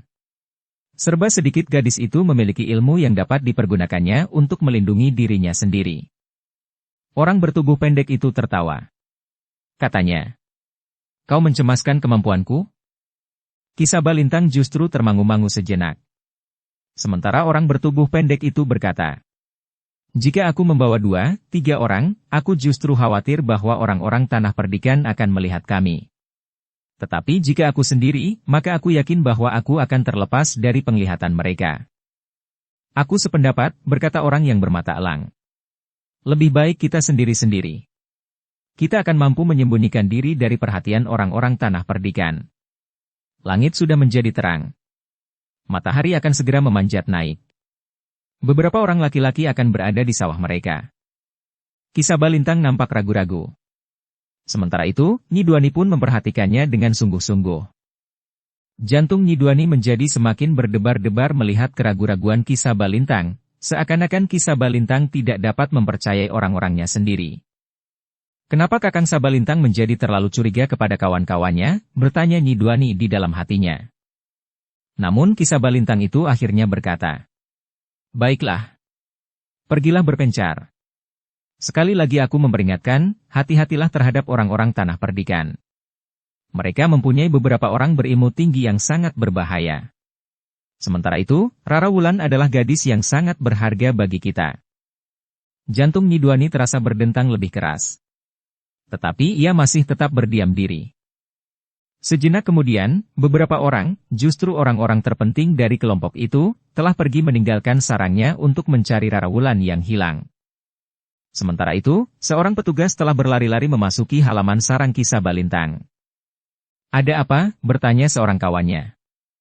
Orang itu pun kemudian telah menghadap Ki Sabalintang. Dengan nafas yang memburu ia pun berkata, "Beberapa orang kawan yang bertugas di mulut lorong itu terbunuh." Wajah Ki Sabalintang menjadi tegang. Dengan serta-merta ia pun bertanya, "Siapa yang telah membunuhnya?" "Kami tidak tahu, Ki Sabalintang. Kami datang untuk menggantikan mereka tetapi ternyata mereka sudah mati terbunuh. Karena itu, aku telah ditugaskan oleh pemimpin kelompok untuk menyampaikan berita ini kepada Ki Sabalintang. Agaknya Rara Wulan yang telah melakukannya. Gadis itu memiliki bekal yang cukup untuk bertempur melawan orang-orang yang bertugas berjaga-jaga di mulut lorong itu." Tetapi Nyi Duani pun berdesis. "Apakah bekal gadis itu cukup tinggi untuk melawan beberapa orang sekaligus? Mungkin para petugas itu sedang lengah, sehingga Rara Wulan mendapat kesempatan untuk menyergapnya. Mudah-mudahan gadis itu tertangkap. Kita akan dapat bertanya kepadanya," berkata Nyi Duani kemudian. "Tetapi aku curiga, bahwa justru orang-orang kita sendiri yang telah melepaskannya." "Apa keuntungannya?" bertanya Nyi Duani. "Laki-laki di barak ini menjadi buas. Sedangkan Rara Wulan seorang gadis yang cantik. Bukan saja cantik, tetapi juga cerdik, sehingga ia mampu memanfaatkan keadaan itu untuk melepaskan dirinya." Nyi Duani mengangguk-angguk. Terasa dadanya menjadi bergetar. Apalagi ketika Ki Sabalintang berkata selanjutnya, "Anak itu sangat berarti bagiku." Hampir di luar sadarnya Nyi Duani yang jantungnya berdegup semakin cepat itu bertanya, "Kenapa ia menjadi sangat berarti bagimu?" "Itulah yang ingin aku katakan kepadamu, Nyi Duani. Bahwa gadis itu sangat cantik sehingga kau memerlukannya." Untunglah bahwa Ki Sabalintang tidak begitu menghiraukan jawaban Nyi Duani itu. Bahkan ia pun berkata selanjutnya, "Besok kita akan mendapatkan tongkat baja putih itu, jika gadis itu dapat kita temukan."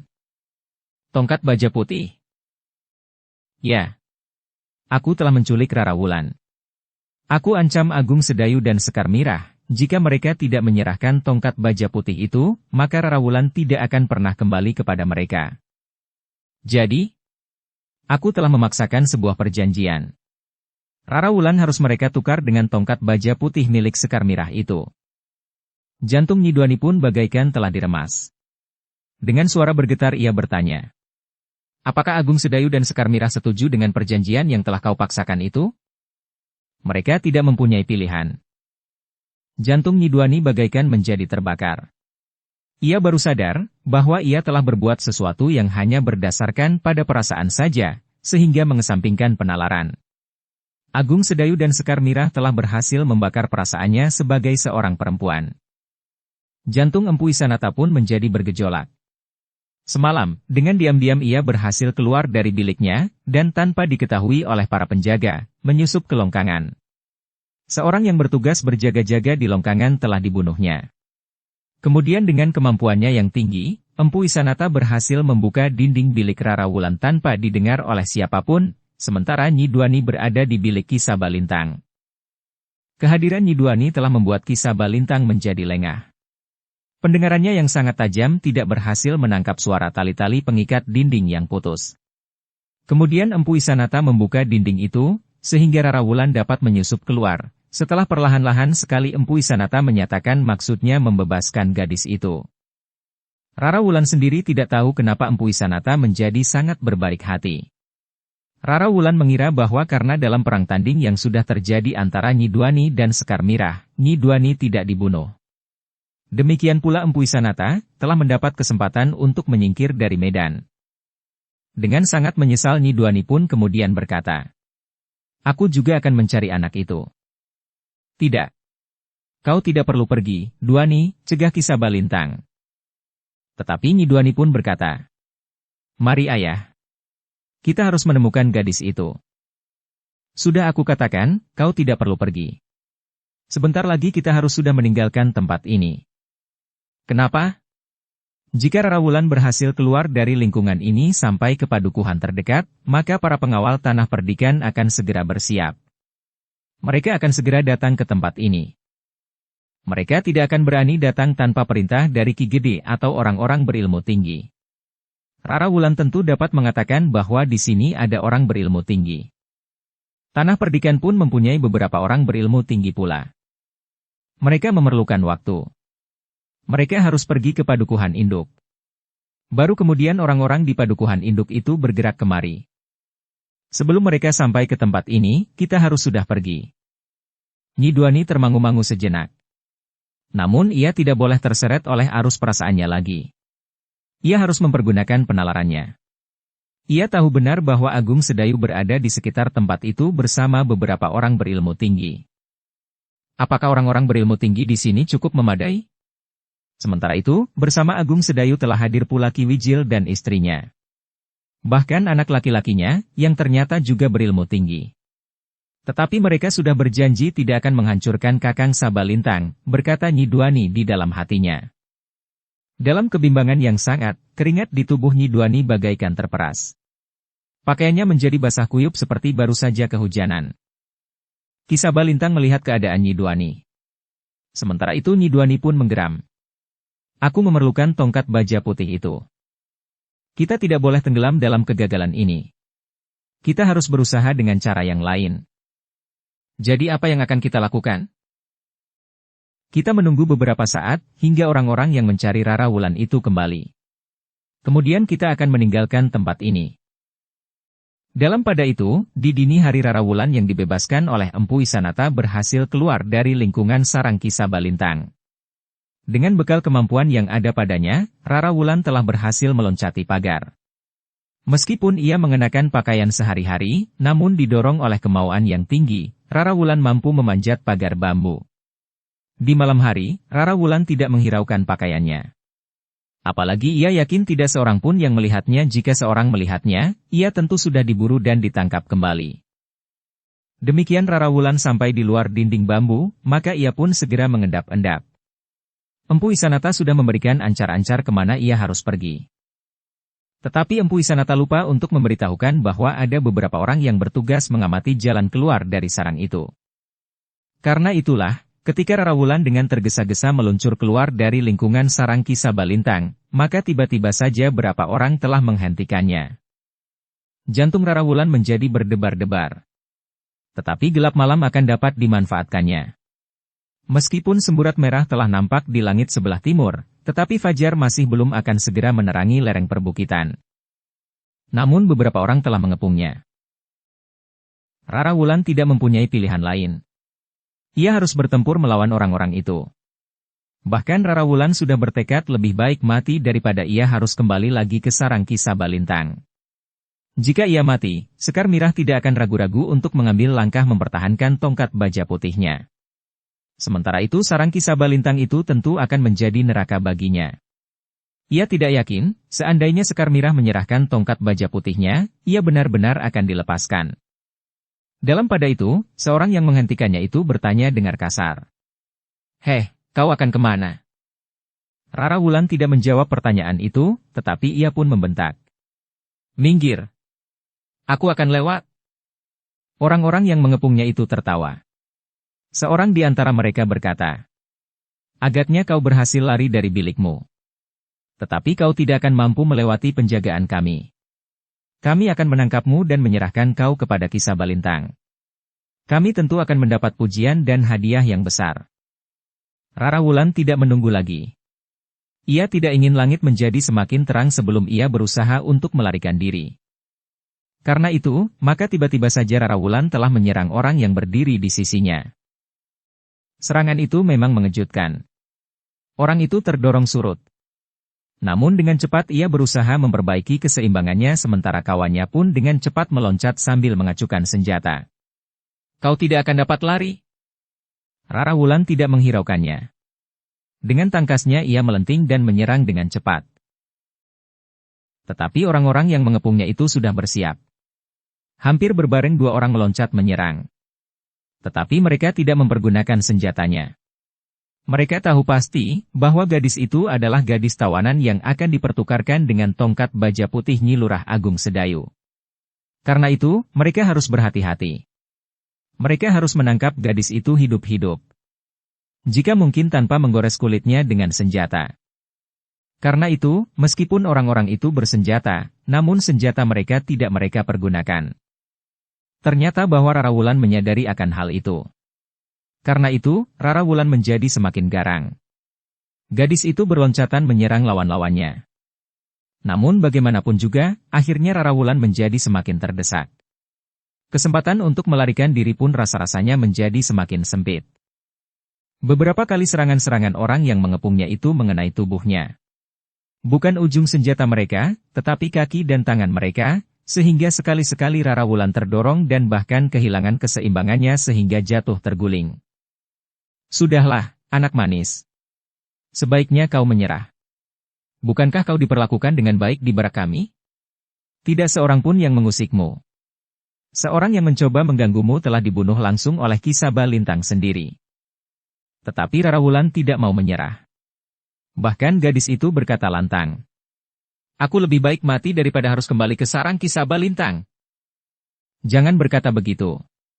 Sayang sekali jika kulitmu itu harus tergores senjata. Tetapi Rara Wulan tidak menghiraukannya. Dalam pada itu, ketika Rara Wulan benar-benar berada dalam keadaan yang sulit, tiba-tiba saja dua sosok tubuh meloncat dari balik gerumbul perdu. Seorang di antara mereka tertawa sambil berkata, "Jadi inikah kerja kalian?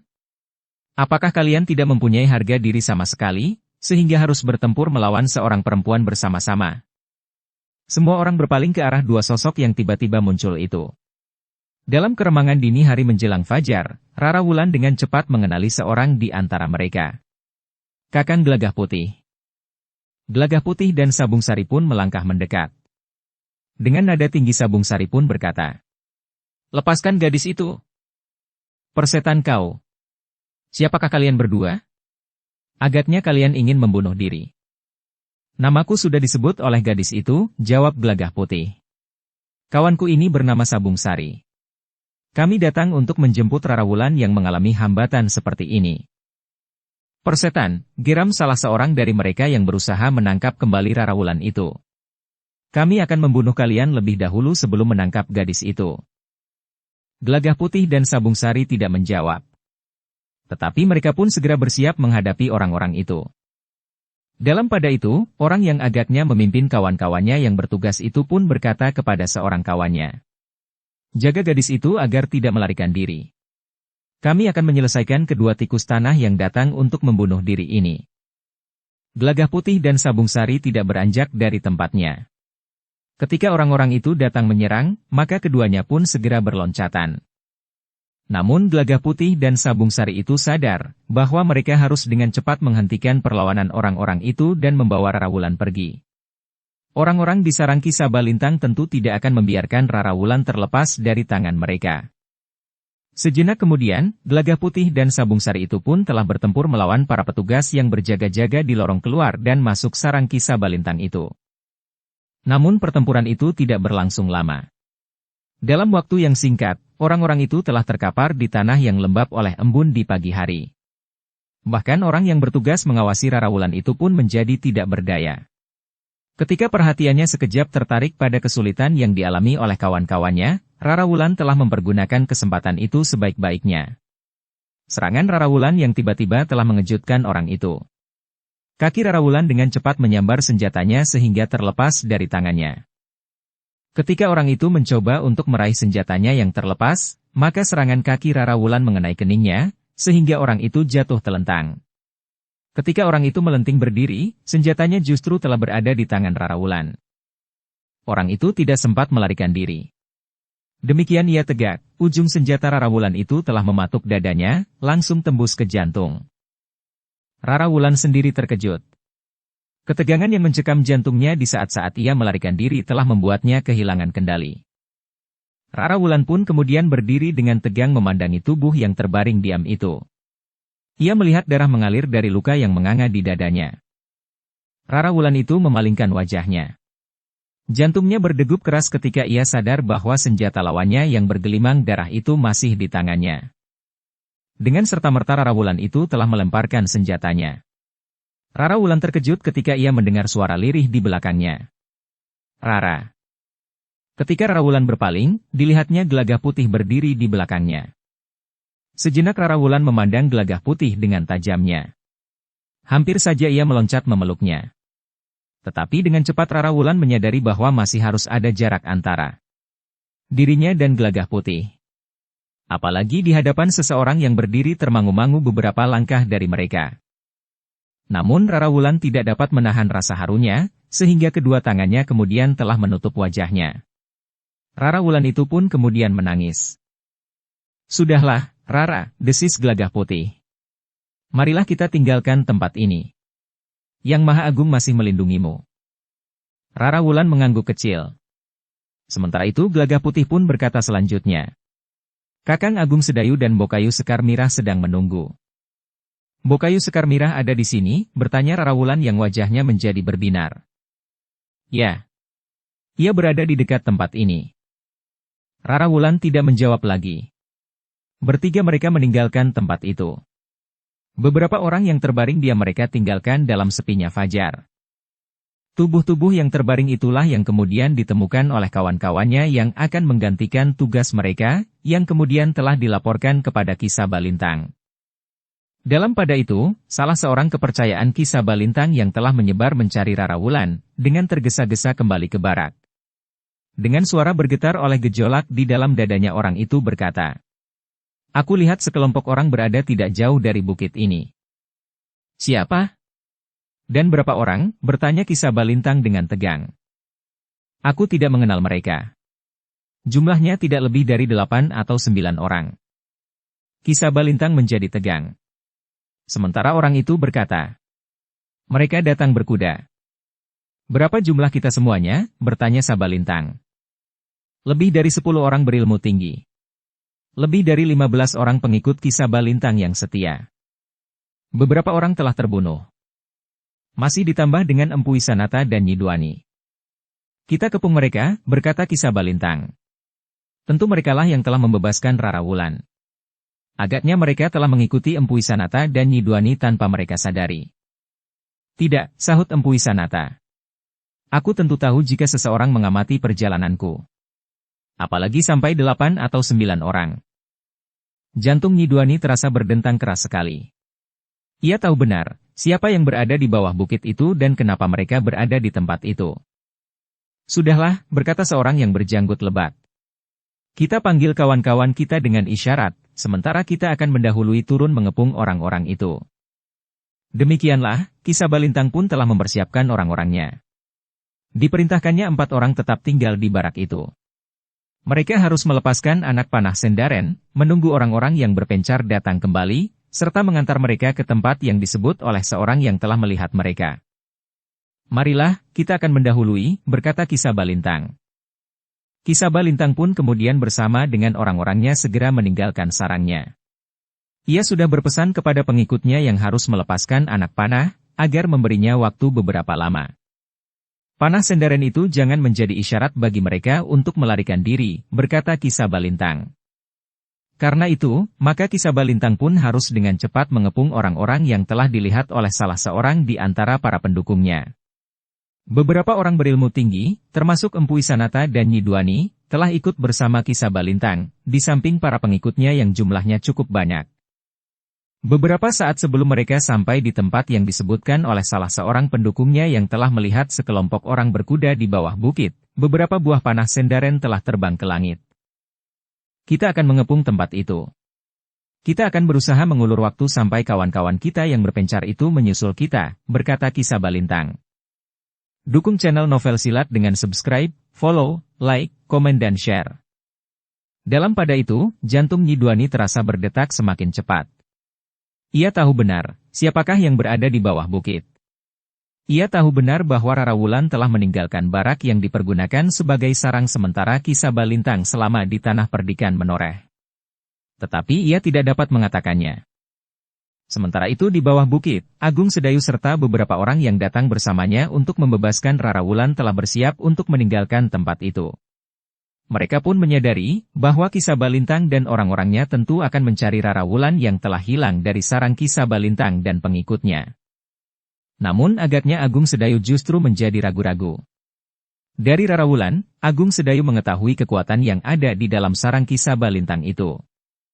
Apakah tidak sebaiknya kita justru menunggu, bertanya Agung Sedayu kepada orang-orang yang sudah siap untuk meninggalkan tempat itu. Aku tidak keberatan, berkata Ki Jayaraga. Tetapi mereka membawa banyak pengikut, yang dapat mengganggu pemusatan perhatian kita terhadap orang-orang berilmu tinggi di antara mereka.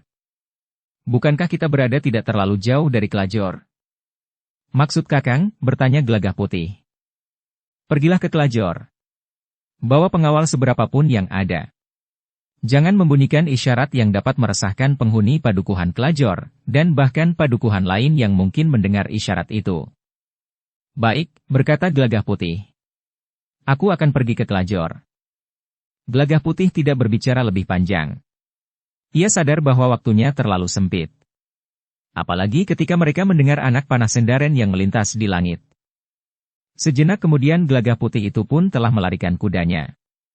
Ia tahu jalan manakah yang harus ditempuh untuk menghindar agar tidak bertemu dengan Ki Sabalintang dan pengikutnya, jika mereka turun untuk mencari Rara Wulan. Jika mereka mencari Rara Wulan, tentu hanya sebagian saja dari mereka, berkata Ki Jayaraga. Bahkan mungkin hanya 1-2 orang saja. Tetapi panah Sendaren itu? Ki Jayaraga termangu-mangu sejenak. Katanya. Kecuali jika ada di antara mereka yang melihat kehadiran kita di sini. Aku akan mengawasi keadaan, berkata Sabung Sari kemudian. Namun Sayoga pun menyahut. Aku ikut bersamamu. Berdua mereka meninggalkan tempat itu. Tetapi mereka tidak membawa kuda mereka. Dengan tangkas keduanya pun berloncatan di atas batu-batu padas. Sejenak kemudian, keduanya telah hilang dari tatapan mata mereka yang ditinggalkan. Dalam pada itu, sekelompok kecil orang-orang yang berada di bawah bukit itu pun segera mempersiapkan diri. Mereka sadar bahwa jika orang-orang di sarang Ki Sabalintang itu mengetahui kehadiran mereka di tempat itu, maka mereka akan menghadapi kekuatan yang cukup besar. Sementara itu, Gelagah Putih pun telah memacu kudanya menuju ke padukuhan Kelajor. Padukuhan itu memang tidak terlalu jauh. Tetapi jalan yang menanjak telah membuat perjalanan Gelagah Putih menjadi agak rumit. Ketika Gelagah Putih sampai di padukuhan Kelajor, didapatinya orang-orang Kelajor sudah siap pergi ke sawah mereka. Bahkan 1-2 orang telah melangkah keluar dari regol padukuhannya. Ketika Gelagah Putih bertemu dengan seorang anak muda yang termasuk seorang pengawal padukuhan, maka Gelagah Putih pun menghentikannya. Ada apa? Bertanya anak muda itu. Kumpulkan kawan-kawanmu. Ada sesuatu yang penting harus kita selesaikan. Anak muda itu melihat kesungguhan di wajah Gelagah Putih. Karena itu, maka ia pun berkata, aku akan membunyikan isyarat. Tidak perlu, sahut Gelagah Putih. Kita temui mereka seorang demi seorang. Kita memerlukan waktu lama, jawab anak muda itu. Gelagah Putih termangu-mangu sejenak. Namun kemudian ia pun berkata, kita akan menyampaikan kabar ini beranting. Kita akan berkumpul di Banjar secepatnya. Berapa orang yang kau perlukan? Bertanya anak muda itu. Berapa saja yang ada? 15 atau 20 orang. Baiklah. Waktuku hanya sedikit. Perlengkapan apa yang harus kami siapkan?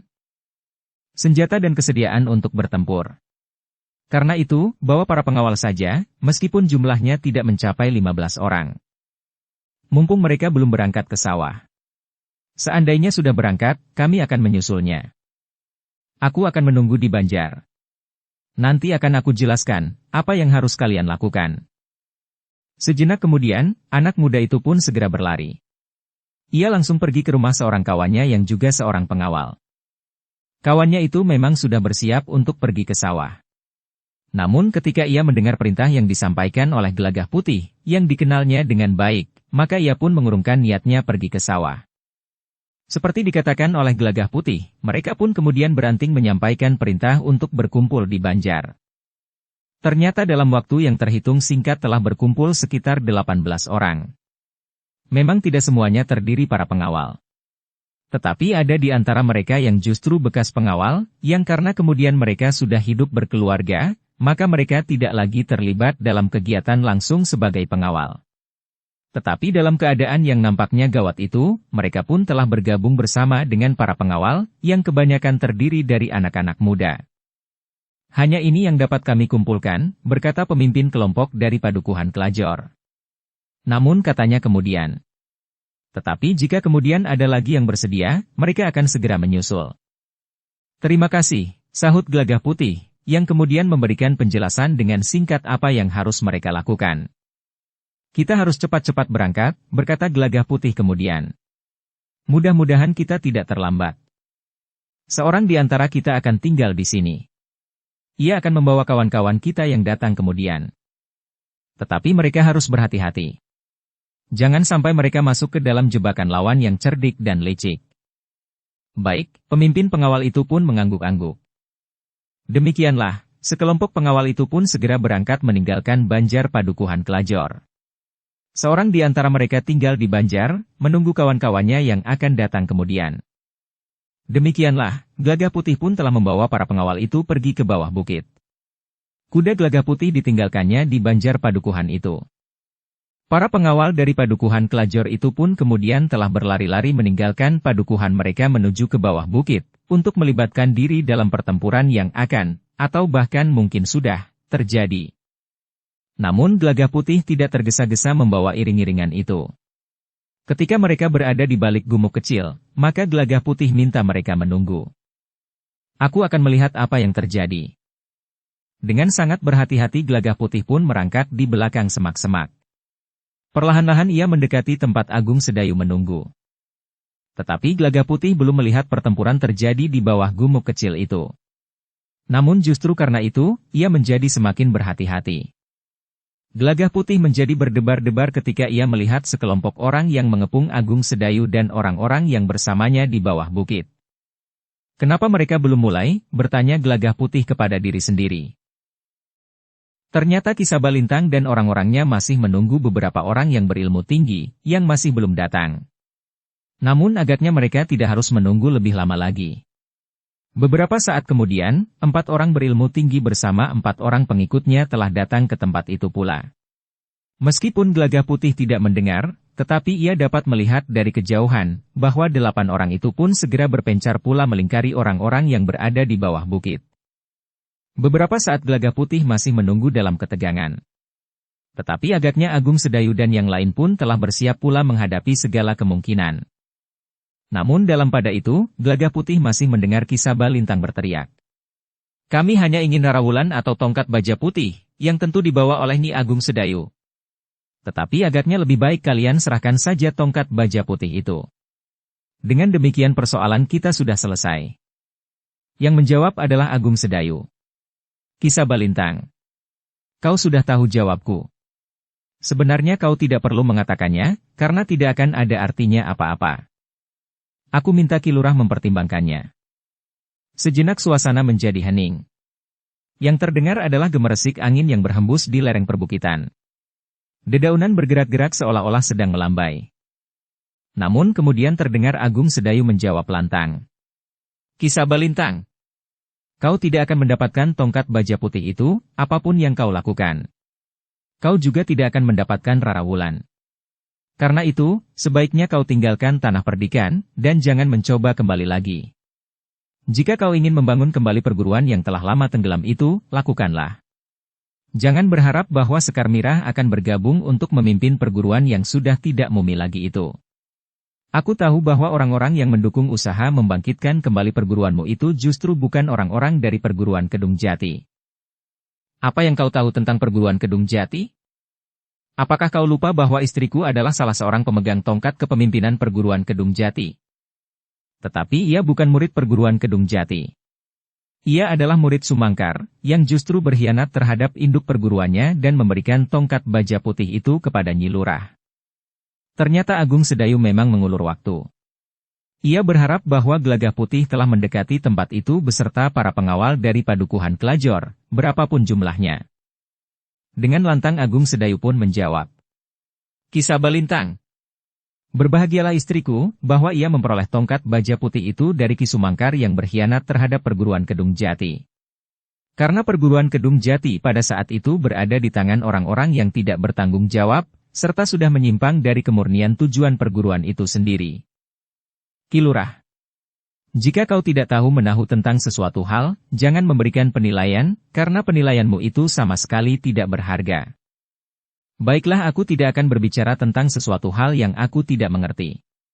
Aku tidak akan berbicara tentang perguruan Kedung Jati. Tetapi aku akan berbicara tentang tongkat baja putih yang berada di tangan istriku. Tongkat baja putih itu sudah menjadi senjata yang paling sesuai dengan landasan ilmu istriku. Karena itu, ia tidak akan menyerahkan kepada siapapun juga. Lepas dari ajaran dan tujuan perguruannya menurut sisi pandangan golonganmu. Cukup, Ki Lurah. Kau sudah terlalu banyak berbicara. Sekarang, bersiaplah. Kami akan datang untuk mengambil tongkat baja putih itu.